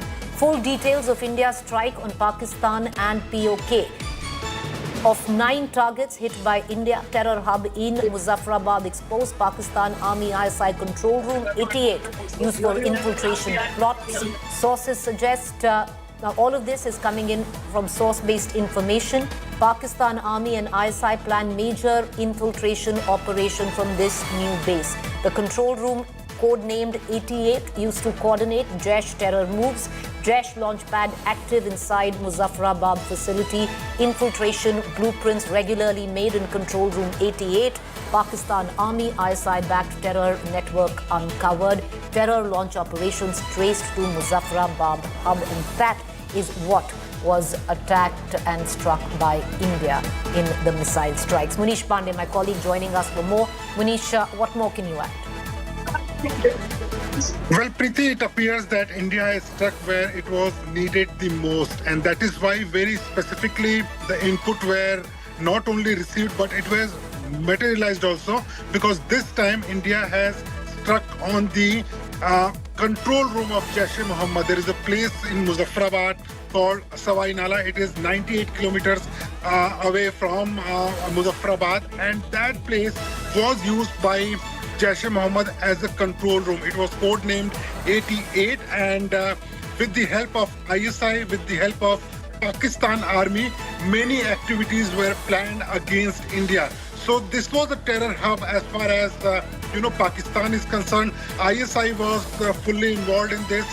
Even Pakistan or army was involved in the operations of this Jaish-e-Mohammed control room. But now what we have been given to understand is that this place was targeted by India, and now it has been struck down in the Indian strike, which is in Muzaffarabad. So it's a huge success, not only for Indian Army, not only for India, but as far as India's action against terrorism is concerned. Remember, India, this Muzaffarabad reference came just within 24 hours when the Pahalgam terror attack took place, and that time there was credible information that even the terrorists who were involved in this terror attack, they were from Muzaffarabad, they were trained in Muzaffarabad, and that is why this input was particularly developed. All the information was gathered, and later when the inputs were confirmed in today's strike, this particular control room has been struck down. Preeti. Well, you're right there. Vengeance, revenge, retribution, whatever we might call it. History has been scripted, viewers, today. And it ties in not just to Pahalgam, with multiple terror attacks that Pakistan chose to bleed India with. I want to also bring in, Munish, with what Munish was elucidated, Ankit, this is the second part that you were speaking of, because at one part you spoke of mainland Pakistan, which of course the province of Punjab, Muridke, targeted the headquarters of the Lashkar-e-Taiba. On the other hand, the code word 88, where it was the headquarters of the Jaish, which was Pakistan-occupied Kashmir. So, I know we are calling it Operation Sindoor, but this again, and it is so important to reiterate, this is not only limited to Pahalgam. When we talk about Bahawalpur, why Bahawalpur is so critical? You remember the Parliament attack. You remember the Pathankot air base attack. All these attacks are linked to Jaish-e-Mohammed. Jaish-e-Mohammed HQ, again, Bahawalpur in Pakistan. And this Bahawalpur was not an easy target. There is a Pakistan Air Force base in that particular city. So for the Indian Air Force to be able to strike a place... Can I cut you short? And the reason I'm doing so, Ankit, is entirely because the US Secretary Marco Rubio has tweeted out, and I'm just quoting, "I'm monitoring the situation between India and Pakistan closely. I echo POTUS's comments earlier today that POTUS is, of course, the President of the United States of America, that this hopefully ends quickly and will continue to engage both India and Pakistan leadership towards a peaceful resolution." This is very important, viewers, because right after India conducted these strikes in Pakistan, it put out a press release where it clearly stated that this should not be read as escalatory. This was a very, very measured response only to target terrorist launch pads and terrorists, and did not touch any military establishment or installation. And what really needed to be underlined in India's response at that point of time, viewers, was this should not be seen as escalatory. Pakistan, on the other side, has called what India's attack on terror an act of war. Now, India, immediately, the NSA Ajit Doval reached out to America, briefed America on the nature of India's attack on Pakistan and why it needed to conduct it, and especially the locations where it has attacked Pakistan. And on the other hand, Pakistan has also, viewers, reached out to America. Will there now be considerable global pressure? Because the ball technically is in Pakistan's court. Pakistan can choose to look at this as India's attack on terror, however, in the kind of language expected that is coming in from the Pakistan army, from the Pakistan dispensation, political dispensation, seems to suggest that Pakistan would be looking to escalate it. We're already in a place of high escalation where there's heavy shelling going on across the line of control. And from here on, will there be enough global pressure on Pakistan to not retaliate on what was a rightful strike by India? Listen in to the President of the United States of America. No, it's a shame. We just heard about it just as we were walking in the doors of the Oval. Just heard about it. I guess people knew something was going to happen based on a little bit of the past. They've been fighting for a long time. You know, they've been fighting for many, many decades. Any message to and centuries, actually, if you really think about it. No, I just hope it ends very quickly. No, it's a shame. We just heard about it just as we were walking in the doors of the Oval. Just heard about it. I guess people knew something was going to happen based on a little bit of the past. They've been fighting for a long time. You know, they've been fighting for many, many decades. Any message to and centuries, actually, if you really think about it. No, I just hope it ends very quickly. All right, so at the back of it, after being briefed by India, Ajit Doval, NSA, we have also been given to understand that Pakistan has also reached out to the United States of America. The U.S. Secretary of State, Mark Rubio, has tweeted out a short while back saying, I'm monitoring the situation between India and Pakistan closely. I echo what the President's comments earlier today, that this hopefully ends quickly and will continue to engage both India and Pakistani leadership towards a peaceful resolution. I want to connect right now immediately to SP Vaid, former DGP, Jammu and Kashmir. SP Vaid, how do you read the situation currently? The LoC, hot, heavy shelling, not just small weaponry. We are looking at, mortar, artillery shelling coming in where the LoC is concerned. Also word coming in of India of bringing down a fighter jet from Pakistan in the Pampore sector.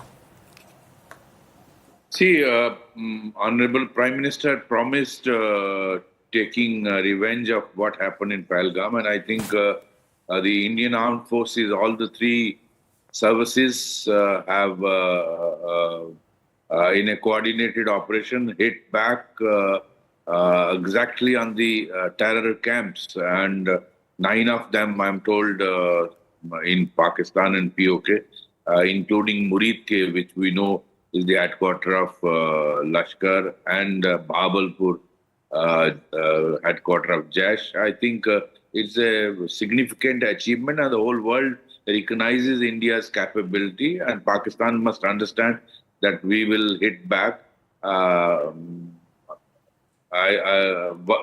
India's value system, we avoided the civilian areas. We have a value system. We do not hit the civil people, though the difficulty was that most of these training camps and these terror camps are within the civilian areas. That is the difficulty. So I think a precise hit has been made by through the missiles and our systems. India has that capability. So the whole world is watching, and Pakistan should understand and not escalate. If it escalates, it will be taught lesson by Indian Armed Forces. And Right. my appeal through you to the people that don't listen to Pakistan's propaganda. True. Just listen to Indian Armed Forces press brief. Sir, you're bang on. You're very right, because there's lots of misinformation. There are lots of claims coming in from Pakistan at this point of time. And, this is Pakistan propaganda. I think, and it's best to caution our viewers at that as well. But, Mr. Vaid, do you see this as historic now, somewhere down the line? Because, you've been the former DGP of Jammu and Kashmir. You've seen the situation at very close hands. Striking Muridke, striking the headquarters of Jaish in Pakistan-occupied Kashmir. Do you think the deliverance, the deterrence that we were speaking of has finally happened? It will have a deterrent effect, and they will think 10 times before strike. They would know that India has hit the mother of their training camps, and that means if next time, whenever they think of an attack like this, they will think twice that we can again be hit. So I think the message is very, very clear. We are long of the arm of the armed forces can get your neck wherever you hide. That is very important. Importantly, SP Vaid, the LoC in multiple areas right now hot. What we've been given to understand, Pakistan has now started mortar and artillery shelling in Tangdhar sector of Kupwara, and this will only escalate. So we are in a situation of very high escalation, especially where the LoC is concerned. Yes, that is the apprehension, and I think people are careful in this whole international border and the LoC of Jammu and Kashmir, and armed forces are very, very alert. If they try to escalate, we will give a befitting reply. I'm told they don't have ammunition for more than 5-6 days. So I think Pakistan better, I hope the better sense prevails and they do not escalate it. But let's hope things cool down after this. But if they try to escalate, India will give a befitting reply. And I think that our government has demonstrated. So one final question before we let you go. A well-coordinated, precise strike where tri-services were concerned. This is historic in nature. Yes, it is. In fact, that shows how India's armed forces work with precision, all the three services. That's why you saw during Prime Minister's meeting, CDS along with all three service chiefs and NSA. So the coordination is taking place very precisely. All three services in unison have responded to the challenge posed to India. And I think our armed forces have demonstrated that very, very clearly to the world. Appreciate you joining us, sir. Thank you, SP Ved, for joining us this morning. Once again, viewers, one thing that you cannot emphasize enough on this morning, this would be our red letter day, where Operation Sindoor is concerned, where India's response to terror, and this is history in the making when it comes down to that, because this will go down in the annals of Indian history of how India retaliated. It doesn't just tie in to retribution or response or retaliation where Pahalgam is concerned. You can get all the way back to 26/11 and the multiple terror strikes that Pakistan has bled us with. We were speaking of how it was a tri-service strike, a well-coordinated strike with precision where all three services, be it the Air Force, the Indian Army and the Indian Navy, were concerned. Weapons of precision were used. Scalp cruise missiles, long-range air-launched cruise missiles. Their range is over 500 kilometers. And what is, one of their biggest factors that is that it strikes with precision. The warhead, 450 kgs broach warhead. Guidance, GPS, inertia, navigation system, launch platform. यहाँ पर आप देख सकते हैं कि लोग भी काफी यहाँ पर आ गए हैं. हम इनसे बातचीत करने का प्रयास करते हैं. भाई साहब, मुझे बताइए कि जिस प्रकार से जो पाकिस्तान के जो आतंकी ठिकाने हैं उनको हमने ध्वस्त कर दिया है यहाँ पर, मुझे बताइए क्या कहेंगे आप? जो देर रात जो कार्रवाई हुई, पता नहीं हमें. अच्छा, अभी आए हैं? हाँ, अभी आए. तो रात भर क्या माहौल था यहाँ? पता नहीं, हम सोए हुए थे. तो अभी आप बाहर आ गए. तो यहाँ पर लोग जो हैं अभी उन्हें ज्यादातर लोग जो हैं वो कह रहे हैं कि उन्हें भी एकदम से ये जब सूचना मिली कि यहाँ पर तनाव बढ़ गया है सीमा के पास, क्योंकि यहाँ पर कुछ एक्टिविटी भी देखी गई थी, एरियल एक्टिविटी भी देखी गई थी और पाकिस्तान ने यहाँ पर दुस्साहस करने का प्रयास किया था और पाकिस्तान के हर दुस्साहस का यहाँ पर मुंहतोड़ जवाब भी दिया गया है. और यहाँ पर अगर हम देखें तो सुरक्षा बल भी भारी संख्या में तैनात है. वहाँ पर देखिए लोग भी काफी ज्यादा जमा है. हम यहाँ पर लोगों की प्रतिक्रिया भी लेंगे. लेकिन जिस प्रकार से भारत ने एक बड़ी इच्छा शक्ति दिखाई है, पाकिस्तान के जो आतंकी ठिकाने हैं उनको ध्वस्त किया गया है और ये बहुत ही बड़ा डेवलपमेंट है. जो आतंक के खिलाफ हम लड़ाई लड़ रहे हैं यहाँ पाकिस्तान के खिलाफ, उसमें हमें बड़ी सफलता मिली है और उसके लिए हमने बड़े बोल्ड कदम उठाए हैं. और जिस प्रकार से किसी ने कल्पना भी नहीं की होगी कि ऐसा भी समय आएगा कि हम मुरीद के को स्ट्राइक करेंगे, हम बहावलपुर को स्ट्राइक करेंगे, क्योंकि 26/11 के आतंकी हमले के बाद भी ये बात सामने आई थी कि इस बात पर विचार किया जा रहा था कि लश्कर के जो ठिकाने हैं उनको निशाना बनाया जाए. लेकिन उस समय फिर ऐसा नहीं हुआ. लेकिन इस बार पहलगाम में जो बर्बर आतंकी हमला हुआ उसके बाद भारत ने अब कड़ी कार्रवाई की है. बताइए.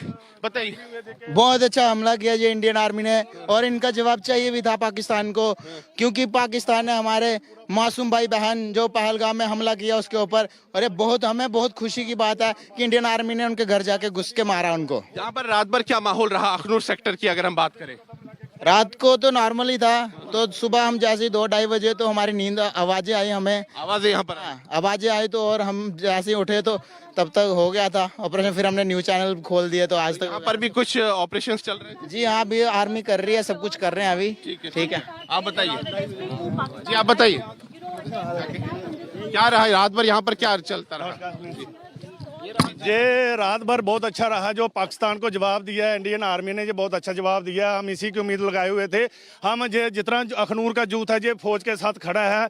हमने पहले भी कहा कि हम फौज के साथ शान बशाना खड़े हैं। भारत माता की जय, भारत माता की, Indian army, Indian army, Indian army, Bharat माता की जय। तो यहाँ पर आप देखिए कि भारत माँ की जय का जयघोष हो रहा है, भारत माता की जय का जयघोष हो रहा है। और अगर हम देखें यहाँ पर श्वेता, इस समय आप देखिए कि सुरक्षा बल जो है भारी संख्या में तैनात है और लोगों को कहा जा रहा है कि वो एहतियातन सुरक्षित स्थानों पर जाए, क्योंकि यहाँ पर अभी भी लगातार एक्टिविटी हो रही है। और अगर देखा जाए रात भर भी यहाँ पर पाकिस्तान ने दुस्साहस करने का प्रयास किया था और उस दुस्साहस का मुंहतोड़ जवाब यहाँ पर अखनूर सेक्टर में, नियंत्रण रेखा में यहाँ पर भारतीय सेना ने पाकिस्तान को दिया है। क्योंकि जैसे ही हमने पाकिस्तान में आतंकी ठिकानों को ध्वस्त किया, उसके बाद पाकिस्तान बौखला गया और पाकिस्तान ने यहाँ पर नियंत्रण रेखा पर अगर हम देखें तो तनाव बढ़ाने का यहाँ पर दुस्साहस किया और उसका मुंहतोड़ जवाब भारतीय सेना ने दिया है। यहाँ पर अगर हम देखें तो एक स्थान पर यहाँ आग भी लगी हुई है। मैं कैमरा पर्सन से कहूंगा आपको तस्वीरें दिखाएं। वो देखिए तस्वीरें, अभी फिलहाल ये स्पष्ट नहीं हो रहा है कि ये क्या हुआ है, लेकिन हमने पाकिस्तान के जो भी दुस्साहस इस क्षेत्र में हुए हैं उस दुस्साहस का मुंहतोड़ जवाब दिया है और पाकिस्तान के हर उस दुस्साहस को विफल कर दिया गया है। क्योंकि जैसे ही पाकिस्तान में आतंकी ठिकानों को हमने निशाना बनाया और पाकिस्तान के अंदर जो लश्कर के ठिकाने हैं, जैश के ठिकाने हैं, खूंखार आतंकी संगठन के जो ठिकाने हैं उनको ध्वस्त किया गया। उसके बाद बौखलाहट में पाकिस्तान ने यहाँ अगर देखा जाए तो जम्मू कश्मीर के कई इलाकों में सीज फायर का उल्लंघन किया और यहाँ पर शेलिंग भी काफी ज्यादा हुई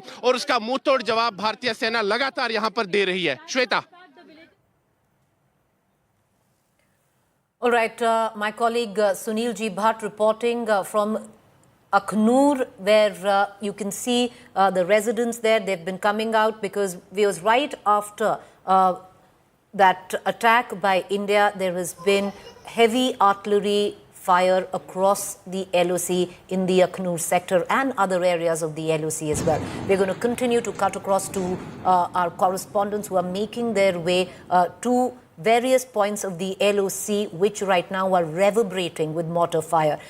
Word coming in that especially Pakistan, in Kupwara, in Uri, in Poonch, in Akhnur, that we just pointed out there, has upped the exchange of fire, and it's no longer small firearms that are being used, but heavy mortar shelling continuing across the LoC. That was Sunil G. Bhatt reporting, but what you continue to see on your television screen, viewers, and I would reckon that that visual is going to burn into the memory space of anyone who wants to foment trouble and terrorism on Indian soil. And that is that visual of that bomb dropping in Muridke. And I want to bring in Ankit Kumar, who's going to be talking a little bit more of the importance of that visual, Ankit, because this has taken years, decades in the coming for India in terms of deliverance and retribution. So let's talk about target number one. That's Bahawalpur. HQ of Jaish-e-Mohammed, roughly 100 kilometers from international border, situated on a highway but very close to a Pakistan Air Force base. So you have to understand why Masood Azhar felt so safe establishing Jaish-e-Mohammed headquarters at a place where Pakistani fighter jets would be stationed only a few kilometers away. And as I said earlier, 2 months back, using satellite imagery, we established how this HQ has been expanding ever since Pakistan was sort of whitelisted from FATF grey list. So that's target number one, responsible for Pathankot attack, responsible for Parliament attack, responsible for hundreds of attacks over past 30 years. That's the HQ. That is where all the Jaish cadres, all the Jaish commanders used to gather. All the planning was, that was the nerve center of Jaish-e-Mohammed, led by Maulana Masood Azhar. Second, Muridke, roughly 30 kilometers from Samba border. That is the nerve center of Hafiz Muhammad Saeed's Lashkar. Remember, Hafiz lives in Lahore, but Lashkar lives in Muridke, very small tehsil, very small place. Again, right besides a highway, but slightly more populated than Jaish-e-Mohammed's HQ. Muridke first came into light after the 26/11 attack, when all the dossiers pointed towards this one place called Muridke. Even the Western intelligence from US, from UK pointed towards this place called Muridke. So justice has been due for Muridke for past 30 years now. Third location, again, it's a place called Gulpur, roughly 35 kilometers from Poonch Rajouri. Why this place was so important? Because in 2023, there was an attack in Poonch. Intelligence pointed towards this place. This was the epicenter where everything was planned, all the training was done. So that is why this particular target was picked. Fourth target, again, what Pakistanis call Sawai Mosque. We call it Lashkar Camp Sawai. Again, inside POK, Tangda sector.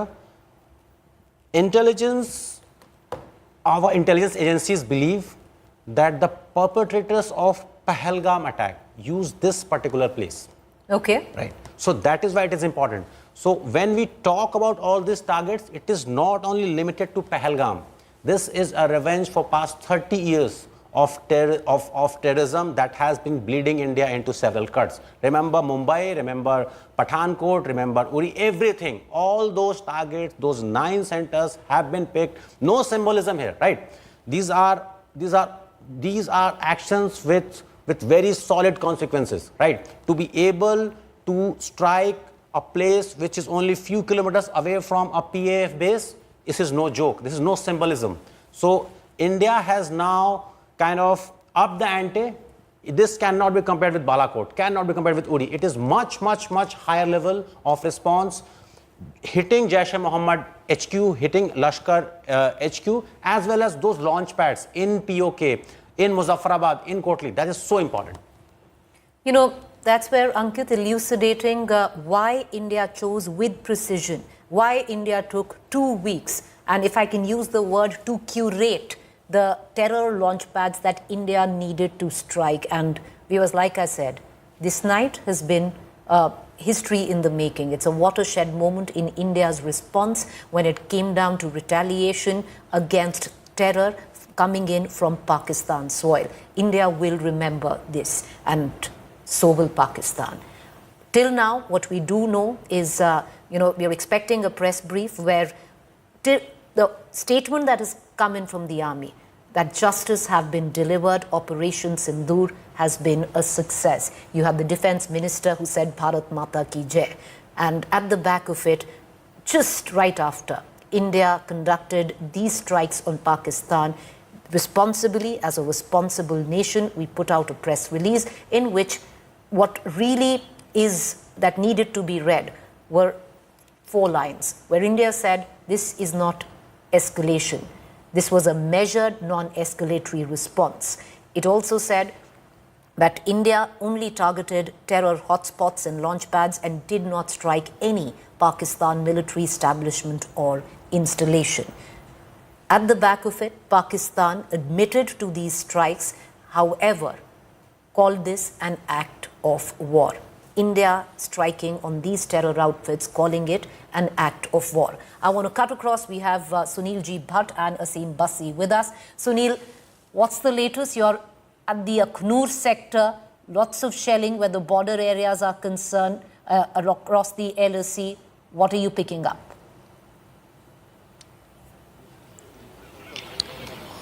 Preeti, right now we are in Akhnur sector of Jammu region, and late last night there was some air activity here also. India carried out strikes on the terror hotspots in Pakistan as well as in Pakistan occupied Jammu and Kashmir.